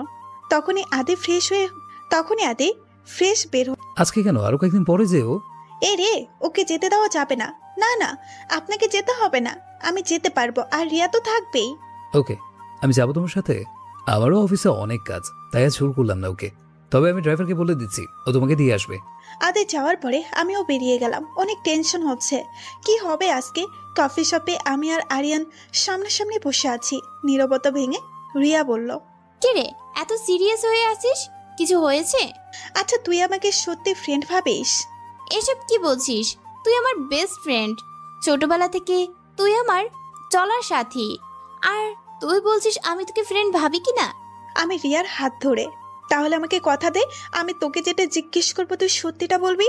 আমি তোকে কোনোদিন মিথ্যা বলেছি? বল, কি বলবি? আমি জানি তোরা আরিয়ানের ব্যাপারে আমার থেকে কিছু লুকাচ্ছিস। আজ তোকে বলতেই হবে আরিয়ানের ব্যাপারে কি জানিস। রিয়া কিছুটা আটকে উঠে আরিয়ানের নাম শুনে। তুই এখন এসব কেন জিজ্ঞেস করছিস? তোর বিয়ে হয়ে গেছে, আরিয়ানের কথা ভুলে যা। এখানে ভুলে যাওয়ার কথা হচ্ছে না। তোরা যে আরিয়ানের সম্পর্কে ভুল ভাবছিস ওইটা আমি মানতে পারবো না, কারণ আমি ওকে ভালোবাসি। ভালোবাসা পেতে হবে এমন কোনো কথা নেই, কিন্তু ওর সম্পর্কে তোদের ভুল ধারণা ভাঙতেই হবে। প্লিজ বল। ঠিক আছে বলবো, আগে বল। সব শোনার পর নিজেকে শক্ত রাখবি, ভেঙে পড়বি না। আমি তুচ্ছ হাসি দিয়ে শক্ততা আমি অনেক আগেই হয়ে গেছি, তুই বল, সমস্যা নাই। আরিয়ানের সম্পর্কে আমাদের কোনো ভুল ধারণা নেই। ওর থেকে নোংরা মানুষ আর কোথাও নেই। ও শুধু সবার সামনে ভালো সাজার নাটক করে। ও আসলে অনেক ভয়ানক। ও তোকে কখনো সত্যিকারে ভালোবাসে নাই। তুই কখনো ছেলেদের সাথে কথা বলতি না আর বলবি না। এই বিষয় নিয়ে আরিয়ানের বন্ধুরা কথা বলছিল। আরিয়ান বাজি ধরেছে তোর সাথে প্রেম করে দেখাবে, তাই ও তোর সাথে ফ্রেন্ডশিপ করে। ওর অনেক মেয়ের সাথে রিলেশন আছে, এমনকি আমার কাজিনকে ও ছাড়েনি। ও সবার সাথে প্রেমের অভিনয় করে। এসব জানার পর ওকে আমি থ্রেট দিই যাতে তোর সাথে কথা না বলে। ও আমার কাজিনের খারাপ খারাপ কিছু পিক দিয়ে বলে, আমি যদি তোকে ওর সম্পর্কে সব কিছু বলে দিই তাহলে আমার কাজিনের সব পিক ভাইরাল করে দিবে। আমি কি করে পারতাম আমার কাজিনের ক্ষতি হতে, কিন্তু আমি সব সময় তোকে ইঙ্গিত দিতাম ওর ব্যাপারে। তুই তো ওর প্রেমে এতই অন্ধ হয়েছিলি যে আমার কোনো কথাই বোঝার চেষ্টা করিসনি। যখন শুনলাম তোর বিয়ে ঠিক হয়েছে আমি খুব খুশি হয়েছিলাম। ওর হাত থেকে রক্ষা পাবি তুই। কিন্তু তুই গিয়ে আদি ভাইকে সব বলে দিয়েছিস তোর ভালোবাসার কথা। তখন বাধ্য হয়ে আদি ভাইকে সব কল করে বলি যাতে বিয়েটা না ভাঙে। রিয়ার কথা শুনে আমার পায়ের তলা থেকে মাটি সরে গেছে। যার জন্য কেঁদে কেঁদে বুক ভাসিয়েছি, যাকে সত্যিকারের ভালোবেসেছি, সে আমাকে ধোঁকা দিয়েছে। পারছি না সহ্য করতে। মনে হচ্ছে বুকটা ক্ষত বিক্ষত করে হয়ে গেছে। যখন ভালোবাসার মানুষটাই ধোঁকা দেয় তখন পুরো পৃথিবীটা মিথ্যে মনে হয়। আই এম সরি, আমি আগে তোকে বলতে চেয়েও বলতে পারিনি, কারণ আমার কাজিনের পিক ছিল ওর কাছে। তুই তোর জায়গায় ঠিক আছিস, দোষ আমারই।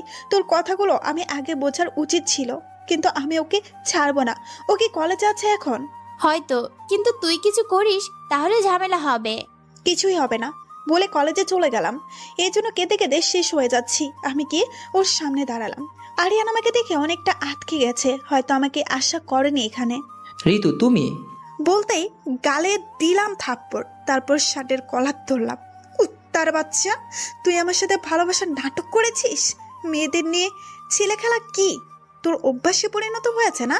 বলে দিলাম আরো কয়েকটা থাপ্পড়। কলেজের সবাই আমাদের দিকে তাকিয়ে আছে যেন বিনা টাকায় শুটিং চলছে। ঋতু ছাড় বলছি, ভালো হবে না বলছি।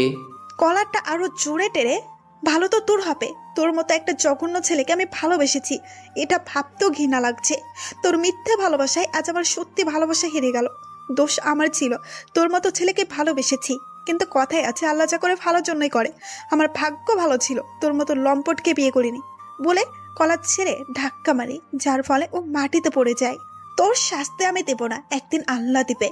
বলে চলে যেতেই আবার পেছনে ফিরে, আর তুই যদি রিয়ার কাজিনের সাথে কিছু করার চেষ্টা করিস তাহলে তোকে জেলের ভাত খাইয়া ছাড়বো, কথাটা মনে রাখিস। বলে চলে এলাম। আরিয়ান এখনো মাটিতে বসে আছে, কলেজের সবাই ওর দিকে তাকিয়ে আছে। ও রাগে ফুঁসছে, চোখ থেকে যেন অগ্নিগিরি বের হচ্ছে। হাত শক্ত করে, আজ সবার সামনে তুই আমাকে অপমান করেছিস, অনেক বড় মিষ্টি করে ফেলেছো মিসেস ঋতু। এর ফল তোমাকে ভুগতেই হবে। আইসুয়ের তোর জীবনটা শেষ করে দিব।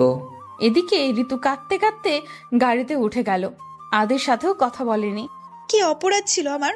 জীবনে একটাই মানুষকে ভালোবেসেছি, তাও ভুল মানুষকে। কিন্তু আমার ভালোবাসায় তো মিথ্যে ছিল না, অভিনয় ছিল না, তবুও কেন ধোঁকা পেলাম। আজকে যেন আমার পৃথিবীটাও মিথ্যে মনে হচ্ছে। কাঁদতে কাঁদতে বাড়ি এসে পৌঁছালাম। আসতে বিকেল হলো। বাড়ি এসে দেখি আদি অফিস থেকে চলে এসেছে। আমি কিছু না বলে রুমে গিয়ে দরজা অফ করে দিলাম। আদি কোনো রিয়াকশন করলো না, কারণ আদিকে রিয়া ফোন করে সব বলেছে। তাই আদিও চায় ঋতু কিছুক্ষণ একা থাকুক, কাঁদুক। এটা যেন ওর শেষ কান্না হয়। আদি রাতে অনেকবার ডাকছে ঋতুকে, কিন্তু ঋতুর কোনো সারা শব্দ পেল না। তাই আদি আর জোর করলো না। এদিকে ঋতু কাঁদতে কাঁদতে ঘুমিয়ে গেছে। সকালে উঠে ঋতুর মনে পড়লো রাতে যে শুয়ে পড়েছিল সে তো কোনো রান্নাও করে নাই, তাহলে আদি কি খেলো? রুম থেকে বেরিয়ে দেখলাম আদি কিচেনে নাস্তা বানাচ্ছে। একটু খারাপ লাগলো। আদি ঋতুকে দেখলো, ঋতুর চোখ ফুলে গেছে। তুমি এত তাড়াতাড়ি উঠে গেলে যে? কই তাড়াতাড়ি? আচ্ছা, আপনি কাল রাতে কি খেয়েছেন? আসলে তোমাকে কিচ্ছু বলতে হবে না, আমি সব জানি। আমি অবাক তাকিয়ে আছি ওর দিকে। একটা কথা বলি ঋতু, যেটা চলে গেছে ওইটা অতীত। ওই দিন রেস্টুরেন্ট থেকে বেরিয়ে যাওয়ার পর আমাকে রিয়া কল করে বলেছে বিয়েটা না ভাঙতে, আরিয়ান ভালো না। তারপর খোঁজ নিয়ে দেখি আসলেই আরিয়ান ভালো ছেলে না। যদি ভালোই হতো তোমার বিয়ের দিন পার্টি করতো না। এখন যাও ফ্রেশ হয়ে আসো, চোখ মুখের যে হাল করেছো পুরোই পেতনি লাগছে। আমি মুস্কি এসে চলে আসলাম। এভাবে কয়েকটা দিন চলে গেল। এই কয়েকদিন অনেক কেয়ার করেছে, কিন্তু রাত হলে কষ্টটা বেড়ে যায়। কাউকে সত্যিকারের ভালোবাসলে তার পাওয়া আঘাত সহ্য করা যায় না, নিজেকে শূন্য মনে হয়। আজকে কেন জানি মনটা একদমই ভালো লাগছে না। একা একা আর কত। আরিয়ান সে সকালে যায়, সে সন্ধ্যায় আসে, বাকিটা সময় একাই কাটে। হয়তো আমাদের সম্পর্কটা স্বাভাবিক না, তবুও একটু কোথাও ঘুরতে নিয়ে গেলে কি এমন হয়, মনটা একটু ভালো লাগতো। আসার পর থেকে এই বাড়িটাই বন্দি হয়ে আছি, এগুলো ভাবছি। হঠাৎ কলিং বেল বেজে উঠলো। এখন যদি আদি হয় তাহলে কিছু কথা শুনাই দিব। বলেই দরজা খুললাম। দরজা খুলে দেখলাম আদি কিছু বলতে যাবো, আমাকে টেনে নিয়ে দরজা বন্ধ করে দৌড়ে আমার রুমে যাচ্ছে। ওনার এই কাণ্ডে আমি হাঁ হয়ে গেছি। ভাবছি বকাঝোকা করবো, তার সুযোগই পেলাম না।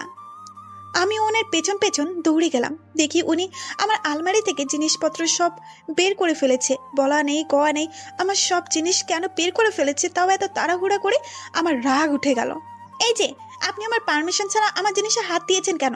আর এগুলো বের করছেন কেন? ফাজলামি পাইছেন নাকি? আতে জিনিস বের করতে করতে আরে আমুর আর আদিবারা আসতেছে, এতক্ষণে চলেও আসছে। হয়তো আমাদের আলাদা দেখলে অনেক প্রবলেম হয়ে যাবে। আমি ওনার কথা শুনে, এসব কি বলছেন? ওনারা আসলে আমাদের কল করতো না? আরে বাবা ওনারা হঠাৎই আসছে। আমি অফিস থেকে আম্মুকে কল করছি, আম্মু বলছে ওনারা আসতে আর নাকি 20 মিনিট লাগবে। বাট তোমাকে কল করতে করতে তুমি ধরছো না, তাই আমাকেই আসতে হলো। আমাকে কথা বলতে না দিয়ে তোমার পটপটানি বন্ধ করে এগুলো আমার রুম থেকে নিয়ে যাও। এমনিতেই আস্তে আস্তে 15 মিনিট চলে গেছে, আর 5 মিনিট আছে আমাদের হাতে। আমি আর দৌড়ে কাজে নেমে পড়লাম। আমি আর উনি আমার সব জিনিস ওনার রুমে নিয়ে যাচ্ছি। আমি জিনিস রেখে আসতেই দুজনে মুখোমুখি হয়ে গেলাম। বাস খেলাম একটা ধাক্কা। বাবা গো, আমার মাথা ফেটে গেল গো। আমি মাথায় হাত বোলাতে বোলাতে উনি আমার কথায় পাত্তা না দিয়ে চলে গেল। আমার রাগ আরো বেড়ে গেল। দাঁড়াও, বোঝাবো মজা। দাঁড়িয়ে দাঁড়িয়ে ভাবছি, দাঁড়িয়ে না থেকে কাজও তো করতে পারো।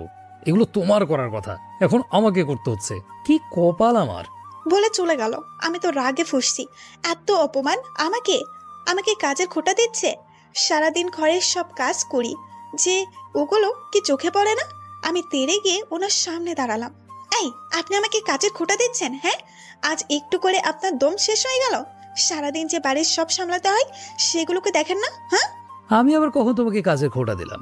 আমি কোমরে হাত দিয়ে বললাম, এখন তো সব ভুলে যাবেন। আমাকে অপমান করা না? ওকে, অপমান যখন করেছেন আমি আর একটা জিনিসও নিয়ে যাব না, সব আপনি করবেন। ও অসহায়ের মতো মুখ করে, আমি তোমাকে অপমান করিনি, জাস্ট তোমাকে হেল্প করার কথা বুঝাইছি। তুমি ভুল বুঝতেছো। কি? আমিও ভুল বুঝছি? আমি ভুল বুঝি নাই, আপনি আমাকে অপমান করেছেন। আচ্ছা তুমি একটা কথা বলো তো, তুমি কি শুধু আমার সাথেই ঝগড়া করার জন্য জন্ম হয়েছো? সবার সাথে দেখি মিষ্টি মিষ্টি কথা বলো, খালি আমি ছাড়া। কি? আমি ঝগড়ুটে? আমি আপনার সাথে বলতেই কলিং বেল বেজে উঠলো। দুজনে বড় বড় চোখ করে তাকিয়ে জিনিস নিয়ে দিলাম তোর। সব জিনিস এলোমেলো করে আদির আলমারির মধ্যে একবার ঢুকাচ্ছি। সব নিয়ে উনি দরজা খুলতে যাবে। এই যে কি করছেন? আপনার গায়ে এখনো অফিস থেকে আসা কাপড় রয়েছে, ওনারা কি ভাববে? হ্যাঁ, এখন কি করব? কি আর করবে? আমি দরজা খুলছি, আপনি ওয়াশরুমে যান ফ্রেশ হতে। আমি গিয়ে দরজা খুললাম। আসসালামু আলাইকুম। ওয়ালাইকুম আসসালাম। ওনার ভেতরে ঢুকে, ও মা, বাড়িটা কি সুন্দর করে গুছানো। এতক্ষণে শুধু আদি থাকলে বাড়ির দিকে তাকানো যেত না। প্রত্যেকবার আমি এসেই সব গুছাই। তোমাকে আদির সাথে পাঠিয়ে দিয়ে ভালোই হলো। হ্যাঁ মা, না হলে আমাকে এতক্ষণে কাজে লেগে যেতে হতো। আমি একটা হাপলা মার্কা হাসি দিলাম। মনে মনে ভাবছি শুধুমাত্র আদির রুম ছাড়া এখন যদি ওই রুমে যাই সবাই বমি করে দিবে। কি তাড়াহুড়া করে সব আদির রুমে কোনো রকম নিয়ে গেলাম। আমি কি ওনাদের জন্য শরবত নাস্তা বানাচ্ছি, বানিয়ে এনে দেখি আদির সবার সাথে গল্প করছে। আমি কি সবাইকে নাস্তা দিলাম, তারপর রাতের খাবার রেডি করছি আর সামনের রুমে ওনাদের কাণ্ড দেখছি। ওদের দেখলে খুব ভালো লাগে। আদি ওর আম্মু আব্বুর সাথে একদম ফ্রি, যেন সবাই সমবয়সী। আর বোনের সাথে তো বাচ্চাদের মতো খুনসুটি লেগেই থাকে। আমার খুব বোনের কথা মনে পড়লো। আমরাও সারাদিন সাপের লেওয়ার মতো ঝগড়া লেগেই থাকতো। আদিবা এসে আমাকে হেল্প করছে। সবাই একসাথে বসে ডিনার করলাম। সবার সাথে খুব ভালো লাগছে। অলওয়েজ তো একা একা থেকে বোর হয়ে গেছি। সবাই ডিনার করে বসার রুমে বসলো। হঠাৎ আদিবা বলল, ভাইয়া তোর মনে আছে শীতের সময় আমরা বাগানে আগুন জ্বালিয়ে আড্ডা দিতাম, গান করতাম, আরো কত কি। মনে থাকবে না কেন, খুব ভালো লাগতো। চল না ভাইয়া, এখন আমরা আগুন জ্বালিয়ে আড্ডা দিই। পাগল নাকি, এখন কাজিনরা কেউ আছে, আড্ডা জমবে না। কি হবে, আমাদের ফ্যামিলির সাথে দিব। আর তুই আর আমি থাকলে আর কেউ লাগে নাকি? আম্মু আপু যাবে নাকি এই শীতের মধ্যে? আদিবা আম্মু আব্বুর দিকে তাকিয়ে, কি হবে, চলো না, অনেকদিন তোমাদের সাথে আড্ডা দিই নাই, কয়েকদিন পর তো চলেই যাব, তাহরিয়ার স্কুল খুললে। আচ্ছা চল, এমনিতেই অনেক দিন তোদের সাথে সময় কাটানো হয় না, এখন না একটু আড্ডা দিই, কি বলো আদির আম্মু? তোমরা যেটা মনে করো। আদিবা আর আদি মিলে বাগানে আগুন জ্বালালো। আমরা সবাই বাগানে গোল করে বসলাম। তাহিয়া আমার কোলে ঘুমাচ্ছে। আসার পর থেকে তাহিয়া আমার কোল থেকে নামছেই না। আমার শ্বশুর তাদের আগের দিনের গল্প করছে, আমি মনোযোগ দিয়ে শুনছি, খুব ভালো লাগছে। আদি হঠাৎ হঠাৎ আমার দিকে তাকাচ্ছে। ব্যাপার? আপু, তোমার গল্প সারা জীবন শুনে শুনে বোর হয়ে গেছি, নতুন কিছু করতে হবে। গান শুরু করো তো ভাইয়া। আরে গান এগুলো কোনো নতুন জিনিস নাকি? আমাদের সময় গান গেয়ে কত প্রাইজ পেয়েছি।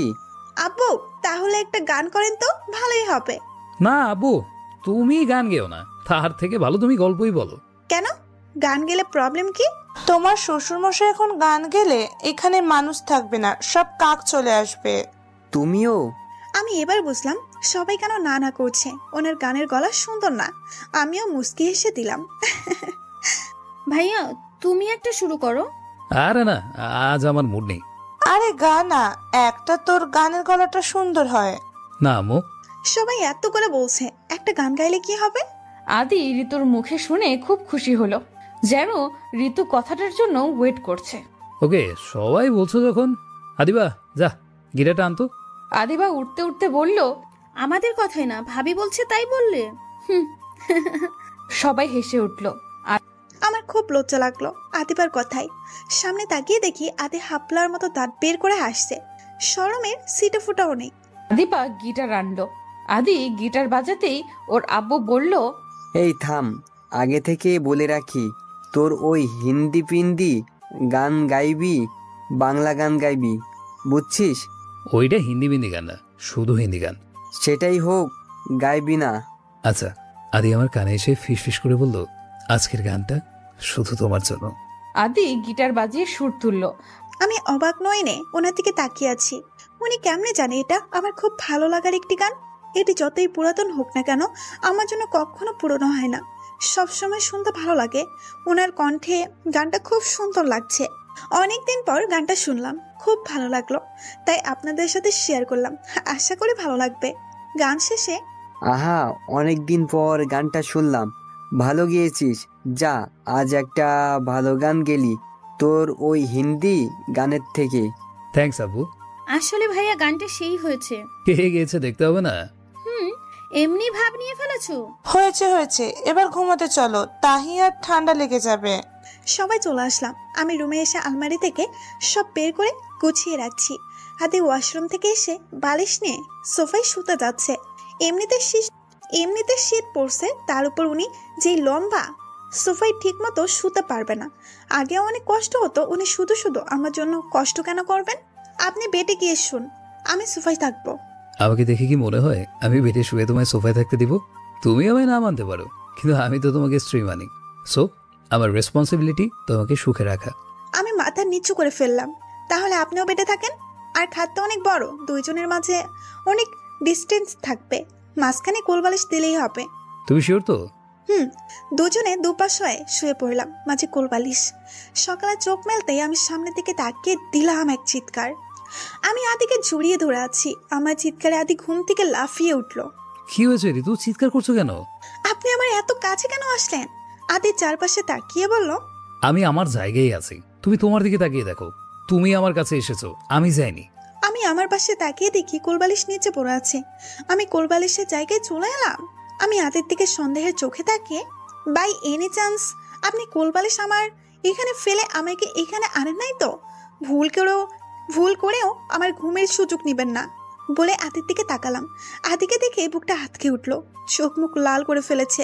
আমার আত্মা বের হওয়ার উপক্রম হলো। বাবা গো, কেন যে বলতে গেলাম, আজ তোর কপালে শুনি দশা আছে। তুমি কি করে ভাবলে আমি তোমার ঘুমের অ্যাডভান্টেজ নিব? আমাকে তুমি এখনো বুঝতে পারোনি? আমারই দোষ। আজও আমি তোমার বিশ্বাস অর্জন করতে পারলাম না। আমাকে তোমার ঘুমের সুযোগ নেওয়া লাগবে না তো। তোমার উপর আমার এমনিতেই অধিকার আছে, কিন্তু আমি জোর করে অধিকার চাই না। যতদিন না তুমি আমাকে মেনে নেবে ততদিন তোমাকে ছোঁয়ারও চেষ্টা করব না। আমি ওভাবে মনে করি না। আমার কথা শেষ না হতেই উনি উঠে ওয়াশরুমে চলে গেল। ধুর, কেন যে বলতে গেলাম। আমি জানি ঘুমের মধ্যে আমি এই জায়গায় থাকতে পারি না, তাই হয়তো ওনার কাছে চলে গেছি। তবুও কেন যে সন্দেহ করতে গেলাম। এখন যদি উনি রাগ করেন। আমি এসব ভেবে কিচেনে চলে গেলাম। সবার জন্য নাস্তা রেডি করছি। আদিবাও আসলো আমি হেল্প করতে। নাস্তা টেবিলে নিয়ে গেলাম, দেখি আদি রেডি হয়ে আসলো, মুখে কালো হয়ে আছে। সোজা টেবিলে বসে নাস্তা করে চলে গেল। একটিবার উপরেও তাকালো না। প্রতিদিন আমি কিছু না কিছু বললেও উনি বক বক করতো, আজ কোনো কিছুই বললো না, চলে গেল। কেন জানি মনটা খারাপ হয়ে গেল, কারণটা আমার জানা নেই। তবুও নিজেকে সামলে সবার সাথে বসে নাস্তা করে নিলাম। সারাদিন সবার সাথে খুব ভালো কেটেছে। তাহিয়া তো আমাকে ছাড়া কিছুই বোঝে না, এমনকি আদিবার কাছেও যায় না। বিকেলবেলা তাহিয়াকে ঘুম পাড়িয়ে রুমে ঘোরাচ্ছি। আদির আলমারি খুলে ওর জিনিস ঠিক করছি, এমন সময় একটা হাতের শক্ত কিছু লাগলো। ভালো করে দেখে বুঝলাম এটা ডায়েরি। ডায়েরি দেখেই আরিশ আপুর কথা মনে পড়লো। আরিশ আপু বলেছে আদি নাকি আমাকে 2 বছর আগে থেকে ভালোবাসে। ডায়েরি পড়লে নাকি বুঝবো, এই কথাটা আমার মাথায় ছিল না। আমি ডায়েরিটা নিয়ে বেলকনি দোলনায় বসলাম। ডায়েরির প্রথম পৃষ্ঠায় তার কলেজ লাইফের কথা, তার পড়াশোনা নিয়ে। তারপরে পৃষ্ঠায় উল্টালাম, লেখা আছে আজকে আম্মুর জোড়াজুড়িতে ওনার দূরের কাজিনের মেয়ের বিয়েতে গেলাম। ডায়েরিতে বিয়েতে এসে একটু ভালো লাগছে না, কারণ তেমন কাউকে চিনি না। হঠাৎ একটি মেয়েকে দেখে আমার পৃথিবী থেমে গেছে। লাইফে কোনো মেয়েকে আমার ভালো লাগে না, আমি ওইভাবে তাকাতাম না। আজ কি হয়ে গেল, ওই মেয়ের দিক থেকে চোখ ফেরাতে পারছি না। কোনো মেকআপ ছাড়া কাউকে এত কিউট লাগে আমার জানা ছিল না। পরে আদিবার কাছ থেকে জানলাম ওর নাম ঋতু। নামটাও ওর মতোই কিউট। আস্তে আস্তে ওর কথাবার্তা, চলাফেরা, দেখা, আমি একদম মুগ্ধ হয়ে গেছি। খুবই সাধারণ একটি মেয়ে, বিয়েতে কোনো ছেলের সাথেও কথা বলতে দেখিনি, এমনকি আমার দিকেও তাকায়নি। বাড়িতে এসে ঘুমাতে বসতে সব সময় ওর ছবি আমার চোখে ভাসে। খুব মিস করি আমি। বুঝে গেছি আমি ঋতুকে ভালোবেসে ফেলেছি। যে আমি মেয়েদের দিকে তাকাইনি, আজ একটা মেয়ে আমার ঘুম কেড়ে নিল। তারপর থেকে ওর ব্যাপারে সব খোঁজ নেই। অনেকদিন কলেজেও গিয়েছি ওকে দেখতে। এভাবে দিন কাটলো। আমি দিন দিন ঋতুকে ভীষণ ভালোবেসে ফেলেছি। এভাবে 2 বছর কেটে গেল। ওকে লুকিয়ে লুকিয়ে ভালোবেসে, দূর থেকে লুকিয়ে দেখা। কখনো সাহস হয়নি ওর সামনাসামনি হতে। পরে পরিবারকে জানালে সবাই রাজি হয়, কারণ সবাই জানে ঋতু অনেক ভালো মেয়ে, তাই সবাই মিলে এঙ্গেজ করে ফেলে। কিন্তু আমি ওকে আংটি পরানোর সময় দেখলাম ওর চোখের কোণে পানি। এটা দেখে বুকটা কেঁপে উঠলো। ঋতু কি বিয়েতে রাজি নাই?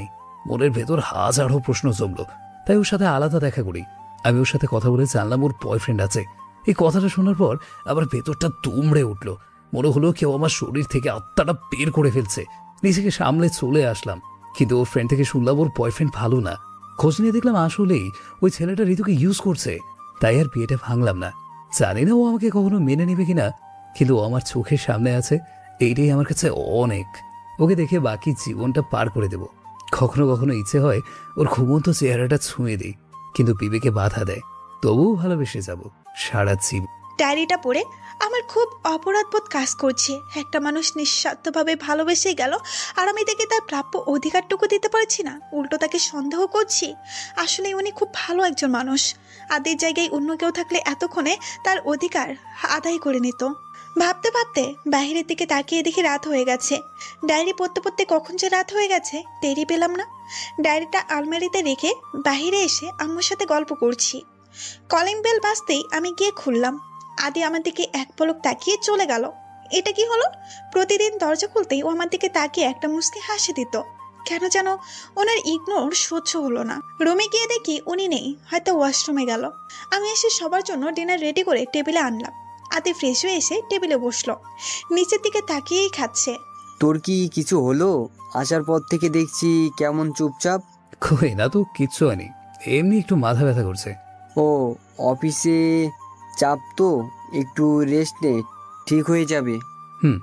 আদি খেয়ে চলে গেল। আমি সব গুছিয়ে আসতেই তাহিয়া বায়না ধরেছে আজকে আমার কাছে থাকবে। কিন্তু আদিবা অনেক বোঝাচ্ছে, কিন্তু ছোট্ট বাচ্চা যেটা জেদ ধরেছে ওইটাই। আদিবা না পেরে বকা দিচ্ছে। আমি গিয়ে ওকে কোলে নিয়ে আদিবাকে বুঝিয়ে ওকে আমার রুমে নিয়ে এলাম, এসে শুয়ে দিতে। আমি মামু আর তোমার সাথে থাকবো। ওয়েট, তোমার মামুকে ডেকে আনি, ততক্ষণে তুমি সুন্দর করে শুয়ে থাকো, একটুও নড়বে না, ওকে? ওকে। আমি উঠে ওনাকে খুঁজতেছি, উনি বেলকনিতে দাঁড়িয়ে আছে। আপনি এই ঠান্ডার মধ্যে এখানে কি করছেন? তাহিয়া আপনাকে ছাড়া ঘুমাচ্ছে না, চলুন তো। আদি এখনো সামনে তাকিয়ে আছে। তুমি আমার পারমিশন ছাড়া আমার ডায়েরিতে হাত কেন দিয়েছো? আদি ফ্রেশ হওয়ার জন্য আলমারি খুলতেই দেখলো কাপড় সব গোছানো আর ডায়েরিটা আগের জায়গায় নেই, এক পাশ করে রাখা। আদির আর বুঝতে বাকি রইল না ঋতু ডায়েরিটা ধরেছে। আদির কথা শুনে ঋতু শুকনো ঢোক গিলল। ঋতুর থেকে কথা পেয়ে আদি ভ্রু কুচকে বলল, তুমি কি ডায়েরিটা সব পড়েছো? আদি আবারও সামনের দিকে তাকিয়ে থাকলো। ঋতু ভয়ে ভয়ে, আপনি আমাকে অনেক আগে থেকে ভালোবাসেন, এটা এতদিন বলেন নাই কেন? আদি একটা তুচ্ছ হাসি দিয়ে, যেখানে বিশ্বাসী অর্জন করতে পারলাম না, সেখানে আবার ভালোবাসার কথা বলা বিলাসিতা, বলে রুমে চলে গেল। আদিবার কথাই নিজের কাছে খুব খারাপ লাগলো। আমিও রুমে চলে এলাম, দেখি মামা ভাগ্নি কথা বলছে। আমি গিয়ে তাহিয়ার পাশে শুয়ে পড়লাম, মাঝখানে তাহিয়া আর দুই পাশে আমি আর আদি। মামু, একটা গল্প শোনাও না। ওকে, শোনাবো, কিন্তু গল্প শুনে তোমাকে ঘুমাতে হবে। আচ্ছা। আদি গল্প বলেই যাচ্ছে, কিন্তু তাহিয়ার ঘুমের কোনো নামই নেই। ও শুধু তারপর করছে। এদিকে গল্প বলতে বলতে আদি নিজেরই ঘুম চলে আসছে, তবুও ঘুম ঘুম কণ্ঠে যা পারছে গল্প বলছে। আসলে গল্প বলছে না, বকছে। এদের কাণ্ড দেখে আমার খুব হাসি আসছে। এক পর্যায়ে তাদের দুজনেরই ঘুম আসলো। আমি হাতের দিকে তাকিয়ে আছি, এত কাছ থেকে কখনো ভালো করে দেখিনি। ঘুমন্ত চেহারায় পুরো বাচ্চা বাচ্চা লাগছে, চোখে ক্লান্তির ছাপ। সারাদিন কাজে চাপ, আর এখন ভাগ্নের সাথে পুরো ক্লান্ত হয়ে গেছে। আদির দিকে তাকিয়ে থাকতে থাকতে কখন যে ঘুম চলে আসছে টেরই পাইনি। সকালে উঠে নাস্তা বানালাম। আদি আগের মতোই আমাকে ইগনোর করে চলে গেল, একটা কথা পর্যন্ত বলে নাই। ওর বকবক করা, আমাকে কেয়ার করা খুব মিস করছি। তাহলে কি আমার মনে আদির জন্য ফিলিংস আছে? আসলেই কি মানুষের লাইফে দ্বিতীয়বার ভালোবাসা আসে? হয়তোবা না হলে পৃথিবীতে সবাই সুখে থাকতো না, কারণ প্রথম ভালোবাসা খুব কম মানুষের কপালে জোটে। তাই বলে কি জীবন থেমে যায়? থাকে না কারো লাইফে, হয়তো দ্বিতীয় ভালোবাসার জন্ম হয়, আর না হলে মায়ার সম্পর্ক তৈরি হয়। কিন্তু সবাই সুখী হতে চায়। আমার ক্ষেত্রে কোনটা মায়া নাকি ভালোবাসা তা আমার জানা নেই, কিন্তু প্রথম ভালোবাসা জায়গাটা দিতে পারবো না কাউকে। হোক না ভালোবাসার মানুষটা ফুল খারাপ, কিন্তু আমার ভালোবাসা তো সত্যি ছিল, ওই জায়গাটা কাউকে দিতে পারবো না। বেলকনিতে দাঁড়িয়ে এইসব ভাবছি। আদিবা এসে আমার কাঁধে হাত রাখলো। আমি খানিকটা চমকে গেলাম। আমি পেছনে তাকিয়ে দেখি আদিবা। আদিবা, কিছু কি লাগবে? না ভাবি, এমনি আসলাম। তোমার কি মন খারাপ? আমি স্বাভাবিক হয়ে, কই না তো, মন খারাপ কেন হবে? আমার থেকে লুকানো লাগবে না। আজকে 2 দিন দেখছি ভাইও মুড অফ হয়ে আছে। ঝগড়া হয়েছে কোনো? আমি কিছু বলছি না। কি বলবো, আমাদের সম্পর্কটাই তো ঠিক নেই। আচ্ছা, বলা লাগবে না, বাট তুমি মন খারাপ করো না। ভাইয়ের একটু অভিমান বেশি, কিন্তু মন খুব ভালো। দেখবে আবার ঠিক হয়ে যাবে। আমি একটা মুস্কি হাসিতেই বললাম, আচ্ছা চলো কিচেনে যাই, রান্না বসাতে হবে। ওকে চলো। এইভাবে সময়টা চলে গেল। উনি সন্ধ্যায় এসে কোনো কথা না বলে সোজা ওয়াশরুমে চলে গেল। ফ্রেশ হয়ে ডিনার করে আবার রুমে চলে গেল। এবার অনেক রাগ লাগছে।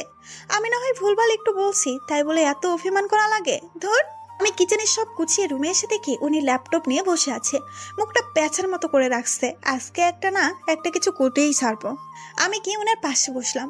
ওনার কোনো চেঞ্জই আসলো না, যেভাবে বসে আছে ওইভাবেই আছে। আমার ইচ্ছে করছে বালিশ দিয়ে মাথা ফাটাই দিই। ধর, বালিশ দিয়ে মাথা ফাটবে নাকি? কি করব বুঝতে পারছি না। আমি গলা ছাড়ছি যাতে একটু তাকায়। আদি ল্যাপটপের দিকে তাকিয়ে বলল, কিছু বলবে? ওনার এত ভাব দেখে আমার গা জ্বলে যাচ্ছে। মাথা গরম করে, এই যে মিস্টার, এত ভাব নেওয়ার কি হয়েছে? আমি না হয় ফুল একটা কথা বলে ফেলেছি, তাই বলে এত ভাব নিয়ে বসে আছেন কেন? ও তবুও কোনো রেসপন্স নাই, যেইভাবে ছিল ওইভাবে ল্যাপটপের দিকে তাকিয়ে আছে। রাগে যেতে না পেরে কেঁদে দিলাম। আমি এমনি বেশি রাগ উঠলে, কিছু করতে না পারলে কেঁদে দিই। আমি কেঁদে কেঁদে বেলকনিতে চলে গেলাম। উনি নাকি আমাকে ভালোবাসে, এটাই ভালোবাসা? কিছুক্ষণ পর মনে হলো কেউ পাশে দাঁড়িয়ে আছে। তাকিয়ে দেখি আদি। আমি আবার সামনের দিকে তাকিয়ে চোখ মুছছি। কাদা শেষ? আমি রেগে, আপনি এখান থেকে যান, না হলে কি মারবে? দরকার হলে করব। আমি তো জানি তোমার নাকি রাগ উঠলে তোমার বোনকে কামড়ে দাও, তারপর চুল ওঠানো। আমাকেও তাই করবে? আমি অবাক হয়ে তাকিয়ে আছি। এখন ঋতুর উপর রাগ হচ্ছে। মেয়েটা পেটের ভেতর কিছুই থাকে না, আমি লজ্জায় কিছুই বলতে পারছি না, নিচের দিকে তাকিয়ে আছি। আদি হাত সামনের দিকে দিয়ে নাও, চিমটি দিতে পারো, প্রবলেম নেই। জানতো, ঢং করেন না। এতক্ষণ তো ভাব নিয়েছিলেন, এখন কেন আসছেন? থাকেন না ভাব নিয়ে। কারণ আমি তোমার কান্না সহ্য করতে পারি না, আর তখন রাগ ছিল তাই কথা বলিনি। আমি মানছি আমার ভুল হয়েছে, আমি এত কিছু ভেবে বলিনি। তোমার উপরে রাগ করিনি, রাগ হচ্ছে আমার উপর। এতদিনেও তোমার বিশ্বাস অর্জন করতে পারিনি, তোমার মনের সন্দেহ দূর করতে পারিনি। প্লিজ, আমি আপনাকে চোখ বন্ধ করে বিশ্বাস করি। বিশ্বাস যদি নাই করতাম তাহলে এখন আপনার পাশে দাঁড়িয়ে থাকতাম না। আসলে ওই দিন আপনাকে ওইভাবে দেখে একটু বেশি রিয়াক্ট করে ফেলেছি। আসলে আমি আপনাকে নিয়ে কোনো সন্দেহ করি না, প্লিজ আপনি ভুল বুঝবেন না। ঠিক আছে, সমস্যা নেই। তাহলে চলেন, এখানে অনেক ঠান্ডা। তুমি যাও, আমি আসছি। ওকে, আমি চলে আসলাম। আদি আকাশের দিকে তাকিয়ে ভাবছে। আমি ভেবেছিলাম তোমার মনে একটু হলেও জায়গা করতে পেরেছি। আমার ইগনোরকে তুমি মিস করবে ভেবেছি, কিন্তু আমি আজও পারলাম না তোমার মনে জায়গা করতে। আমাদের মাঝে এখনো অনেক দূরত্ব আছে, বাট যে করেই হোক তোমার মনে জায়গা করবই। আদি ব্যালকনি থেকে এসে দেখলো ঋতু চুল ছাড়াচ্ছে। ঋতু, তোমাকে একটা কথা বলবো। আমাদের মাঝে এখনো অনেক ছোটতা আছে। আমরা যেহেতু এখনো একসাথে আছি, আমরা ফ্রেন্ড হয়ে থাকি। ওকে, সমস্যা নাই, বাট আমার সাথে ভাব নিয়ে থাকতে পারবে না। আদি হেসে, ওকে মায়াবতী। মায়াবতী? কে সেটা? কেউ না, ঘুমাও। দুজনে শুয়ে পড়লাম। আমি ঘুমের মধ্যে নিজেকে এক জায়গায় রাখার অনেক চেষ্টা করছি। সকালে উঠে দেখি আমার পা আদির গায়ে। ইচ্ছে করছে ঘুমানোর আগে আমার হাত পা বেঁধে ঘুমাতে হবে, তাও ভাগ্যিস জড়িয়ে ধরিনি। আমি উঠে নাস্তা বানিয়ে আদিকে ডাকতে আসলাম। দেখি আদি শুধু একটা টাওয়াল পরে ওয়াশরুম থেকে বের হলো। আমি চিৎকার দিয়ে চোখ বন্ধ করে ফেলি। ছি, আপনি এভাবে কেন বের হলেন? কি হয়েছে? আপনার কি শরম বরম কিছুই নেই? একটা মেয়ের সামনে এইভাবে দাঁড়িয়ে আছেন। আদির মনে একটা দুষ্টু বুদ্ধি আনলো। আদি বাঁকা হেসে ঋতুর দিকে এগোচ্ছে। ঋতু ভয়ে পিছিয়ে যাচ্ছে। আদি ঋতুর অনেক কাছে চলে আসছে। ঋতু ভয়ে চোখ বন্ধ করে ফেললো। কেন, তুমি কি কন্ট্রোল করতে পারছো না? আমি বড় বড় চোখ করে তাকালাম। আমি কেন কন্ট্রোল করতে পারবো না? আজব। আদি নিজের চুলগুলো একপাশ করে ভাব নিয়ে বলল, এই যে তোমার সামনে একটা হট ছেলে টাওয়াল পরে দাঁড়িয়ে আছে, কন্ট্রোল না করতে পারাটাই স্বাভাবিক। আমি এবার আদির দিকে তাকালাম। ওর ফেজার চুলগুলো সামনের দিকে পড়ে আছে। বডি তো মাশাআল্লাহ যেন জিম করা বডি, অনেক কিউট লাগছে। বাট নিজেকে সামলে হট না চাই, পুরো বান্দরের মতো লাগছে বলে ধাক্কা দিয়ে চলে আসলাম। কি, আমাকে বানরের মতো লাগছে? হাবলার মতো নিজে দিকে তাকিয়ে। এভাবে কয়েকদিন চলে গেল, তাতে দুষ্টামি আর খুনছুটি নিয়ে, কিন্তু সম্পর্কটা আগের জায়গায় আছে। আদির আম্মু আপু কয়েকদিনের জন্য গ্রামের বাড়ি গিয়েছে। ঋতু আবার হয়ে গেল। এতদিন শাশুড়ির সাথে গল্প করে দিন যেত, সকালে ওনারা চলে গেছে। বিকেলে বসে বসে বোর লাগছে, ইচ্ছে করছে একটু বের হতে। আসার পর থেকে এই বাড়ির মধ্যে সীমাবদ্ধ হয়ে আছি। আদিকে কল দিলাম, রিং যেতে আদি কল ধরলো। আজ সূর্য কোন দিক দিয়ে উঠলো? আজ নিচ থেকে কল দিলা? কল না দিয়ে পারলাম না। বাড়িতে একটা মেয়ে একা আছে, তার খবর কি রাখেন? একা থাকতে থাকতে বোর লাগছে। আসার পর থেকে এই বাড়ি ছাড়া অন্য কিছু ছায়াও দেখলাম না। আরে কুল, এত হাইপার হচ্ছে কেন? আচ্ছা তুমি রেডি হয়ে থেকো, আমরা আজকে ডিনার বাইরে করব। আসলে আমি কিন্তু ফুচকা খাবো বলে দিলাম, অনেকদিন ফুচকা খাইনি। ওকে, রেডি হয়ে থেকো। আদির আজকে অনেক খুশি লাগছে, এই ফার্স্ট ঋতুর সাথে ঘুরবে। অন্যদিকে আরিয়ান সিগারেট টানছে আর রাগে জ্বলছে। কিভাবে ঋতুর ক্ষতি করবে? ও তো বাড়ি থেকে বেরই হয় না। হঠাৎ কল আসলো। হ্যাঁ বলো বস। ঋতু আর আদি ঘুরবে বলে আদি অফিস থেকে বের হলো। কি? আমি এক্ষুনি আসছি। আরিয়ান মোবাইল কেটে বলল, মিসেস ঋতু আমাকে অপমান করে না, আজকে তো তুই শেষ। সুযোগ পেলেই ভাবনাও খালি, যেন নিজের থেকে সুন্দর আর কেউই নেই। ঢং। একটা নীল শাড়ি পরে হালকা সাজলাম। আমার সাজি হলো কাজল আর হালকা লিপস্টিক। আজ খুব ভালো লাগছে। অনেকদিন পর আজ একটু ঘুরবো। আজকাল আদির দুষ্টামি কি আর সব খুব ভাল লাগে। আমিও চাই সুখী হতে, সবার মতো সুন্দরভাবে বাকি সময়টা কাটাতে। তার জন্য একটু না হয় স্বার্থপর হয়ে ওদের থেকে এক পায়ে গিয়ে আসি। আর কার জন্যই বা অতীত আঁকড়ে ধরে থাকবো? অতীতের মানুষটা তো ভুল। আদির মতো মানুষের ভালোবাসা কে বা হারাতে চায়? যে ভালোবাসায় কোনো মিথ্যে অভিনয় নেই, আছে শুধু নিঃস্বার্থ ভালোবাসা। এসব ভেবে রেডি হচ্ছি, তখনই আদি কল করলো। ঋতু রেডি হয়েছো? নিচে নামো। হয়েছি, আসছি। নিচে নামতে আদি আমার দিকে হা করে তাকিয়ে আছে। এইভাবে তাকিয়ে থাকার খানিকটা অস্বস্তি হচ্ছে। আমি ওর সামনে এসে দাঁড়ালাম, তবু ওর কোনো হেলদোল নেই। যাবেন নাকি এখানে দাঁড়িয়ে থাকবেন নাকি? আদি কিছুটা লজ্জা পেয়ে মাথা নাড়িয়ে গাড়িতে বসলো। আদি ড্রাইভ করছে আর ফাঁকে ফাঁকে আমার দিকে তাকাচ্ছে। আজকে তোমাকে নীল পরীর মতো লাগছে। আমি একটা মুস্কি হেসে মনে হচ্ছে একটু বেশি বলে ফেলছেন। মোটেও বেশি বলছি না, বরং কম বলছি। আমি কিছু না বলে একটা হাসিতে বাইরের দিকে তাকালাম। হঠাৎ এই এই গাড়ি থামান। আদি ঋতুর কথা শুনে জোরে ব্রেক কষে, কি হলো, এনি প্রবলেম? আমি হাত দিয়ে দেখালাম পাশের ফুসকাওয়ালাকে। আদি ওইখানে তাকিয়ে অবাক হয়ে, এই সামান্য ব্যাপারের জন্য এত চিৎকার করার কি আছে? নর্মালি বললো আমি শুনবো তো। আর এই শীতে রাস্তা দাঁড়িয়ে ফুচকা খাওয়া লাগবে না, বড় কোনো ফুচকা দোকানে যাব। আমি মুখ পাকা করে, রাস্তায় দাঁড়িয়ে ফুচকা খাওয়ার স্বাদই আলাদা বলো। গাড়ি থেকে নামলাম। উনি বলল, আমি ফুচকাওয়ালা কাকুর কাছে গিয়ে, কাকু 2 প্লেট ফুচকা দেন তো, একটাতে ঝাল কম দিবেন। আচ্ছা তোমরা এখানে বহ, মুইও হনি বানাই দিতেছি। আরে 2 প্লেট কেন? আমি খাবো না তোমার এই ফুচকা। আরে কিছু হবে না, একদিন খেয়েই দেখেন, ভালো লাগবে। আদি আর কিছু বলল না। আদি আর ঋতু বসে বসে অপেক্ষা করছে। আদি দেখলো ঋতু ঠান্ডায় কাঁপছে। এই ঠান্ডার মধ্যে তুমি শীতের কিচ্ছু বড় নাই জ্ঞান, এখন যে কাঁপতেছো। ঋতু বোকায় হাসি দিয়ে, ভুলে গেছি। আদি তার গায়ের ব্লেজারটা খুলে ঋতুর গায়ে দিয়ে বলল, কোন দিন যে তুমি নিজেকেই ভুলে যাও আল্লাহ জানে। ফুচকাওয়ালা কাকু ফুচকা দিল, বেশি ঝালটা আমি নিলাম, ওকে কমটা দিলাম। আদি ঋতুর দিকে তাকিয়ে দেখছে ঋতু কি আনন্দে ফুচকা খাচ্ছে একটার পর একটা, আর আদি এখনো একটাই মুখে নিয়ে বসে আছে। আমার প্লেটে ঝাল কম, তবুও ঝালে খেতে পারছি না। আর তুমি এত ঝাল কিভাবে খাচ্ছ? খাওয়ার জন্য বলতে কষ্ট হচ্ছে, আমি পারি, অভ্যাস আছে। আদি দেখছে শুধু ঋতুর এই বাচ্চামো খাওয়া। এই মেয়েটা বাড়িতে তেমন কিছুই খায় না, আর এখন এমন ভাবে খাচ্ছে যেন হাজারো দিন ভুকি। আমি আস্তে আস্তে খাচ্ছি, ঝালে পারছিও না। আমি 3টা খেয়ে না খেয়ে ঋতুর প্লেট শেষ। আমি হা হয়ে আছি। কাকু আরেক প্লেট ফুচকা দেন তো, ফুচকাগুলো অনেক মজা। এই মেয়ে বলে কি, এমনিতে 1 প্লেট খায়, পুরো মুখ লাল হয়ে গেছে, এবার নির্ঘাত পেট খারাপ হবে। কাকু আর দেয়া লাগবে না। আর ঋতু, এই শীতে তোমার এত বাইরের খাবার খেলে পেট ব্যথা করবে বলে কাকুটাকে টাকা দিয়ে ওকে টেনে নিয়ে চলে আসলাম। বাড়িতে মুখ ফুলিয়ে বসে আছে। কি হলো আবার, মুড অফ হয়ে আছে কেন? আর 1 প্লেট খেলে কি এমন ক্ষতি হতো? তুমি বুঝতেছো না, এখন আবহাওয়া ভালো না, খাবার একটু ব্যতিক্রম হলেই শরীর খারাপ করবে। তোমার জন্য অন্য একদিন বাসায় নিয়ে যাবো। ওকে ওকে। এখন কোথায় যাব? রেস্টুরেন্টে যাবো ডিনার করতে। কি এত তাড়াতাড়ি ডিনার করবে? না, এমনি কোথাও নিয়ে যান। ওকে। গাড়ি এসে থামলো একটা নদীর পাড়ে। এখানে লাইটিং করা, মনে হয় এখানে অনেকেই ঘুরতে আসে। চারপাশে তেমন মানুষ নেই, কিন্তু আবার একদম নির্জনও না। আমি আর আদি পাশাপাশি হাঁটছি। আদি হঠাৎ করে বলল, তোমার এইভাবে হাঁটতে কেমন লাগছে? খুবই ভালো। আপনি কি এখানে আগে কখনো আসছেন? অনেকবার, ফ্রেন্ডদের সাথে আর কাজিনদের সাথে। কাজিনের সাথে শুনে মনে আসলো বর্ষাকে। বর্ষাও ছিল আপনার সাথে? অফকোর্স, ও তো কাজিন না। আচ্ছা একটা কথা বলবো?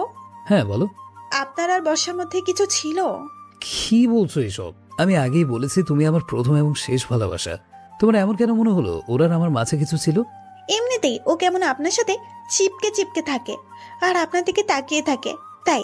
আদি ভাব নিয়ে, এরকম একটা হ্যান্ডসাম ছেলে সামনে থাকলে শুধু বর্ষা কেন, সবাই তাকাবে আর ট্রাই মারার চেষ্টাও করবে। কিন্তু যার হাজবেন্ড তার খবর নাই, বাকি মেয়েদের ঘুম নাই। এই মানুষটা যখন সুযোগ পাবে ফ্লর্ট করা শুরু হয়ে যাবে, যেন পৃথিবীতে উনি একমাত্র সুন্দর ছেলে। বাকি মেয়েদের ভালো চোখ নেই, তাই আপনাকে দেখে আমার আর তো চোখ খারাপ না। আদি মুখ ভার করে, আমি জানতাম তুমি সবসময় আমাকে পৌঁছানোর জন্য রেডি থাকো। একদিন দেখবে তুমি নিজেই আমাকে বলবে আমি দেখতে হ্যান্ডসাম। আমি হেসে কুসপি। দেখো তখন আমার কাছে আসতে চাইবে, হয়তো তখন আমি থাকবো না।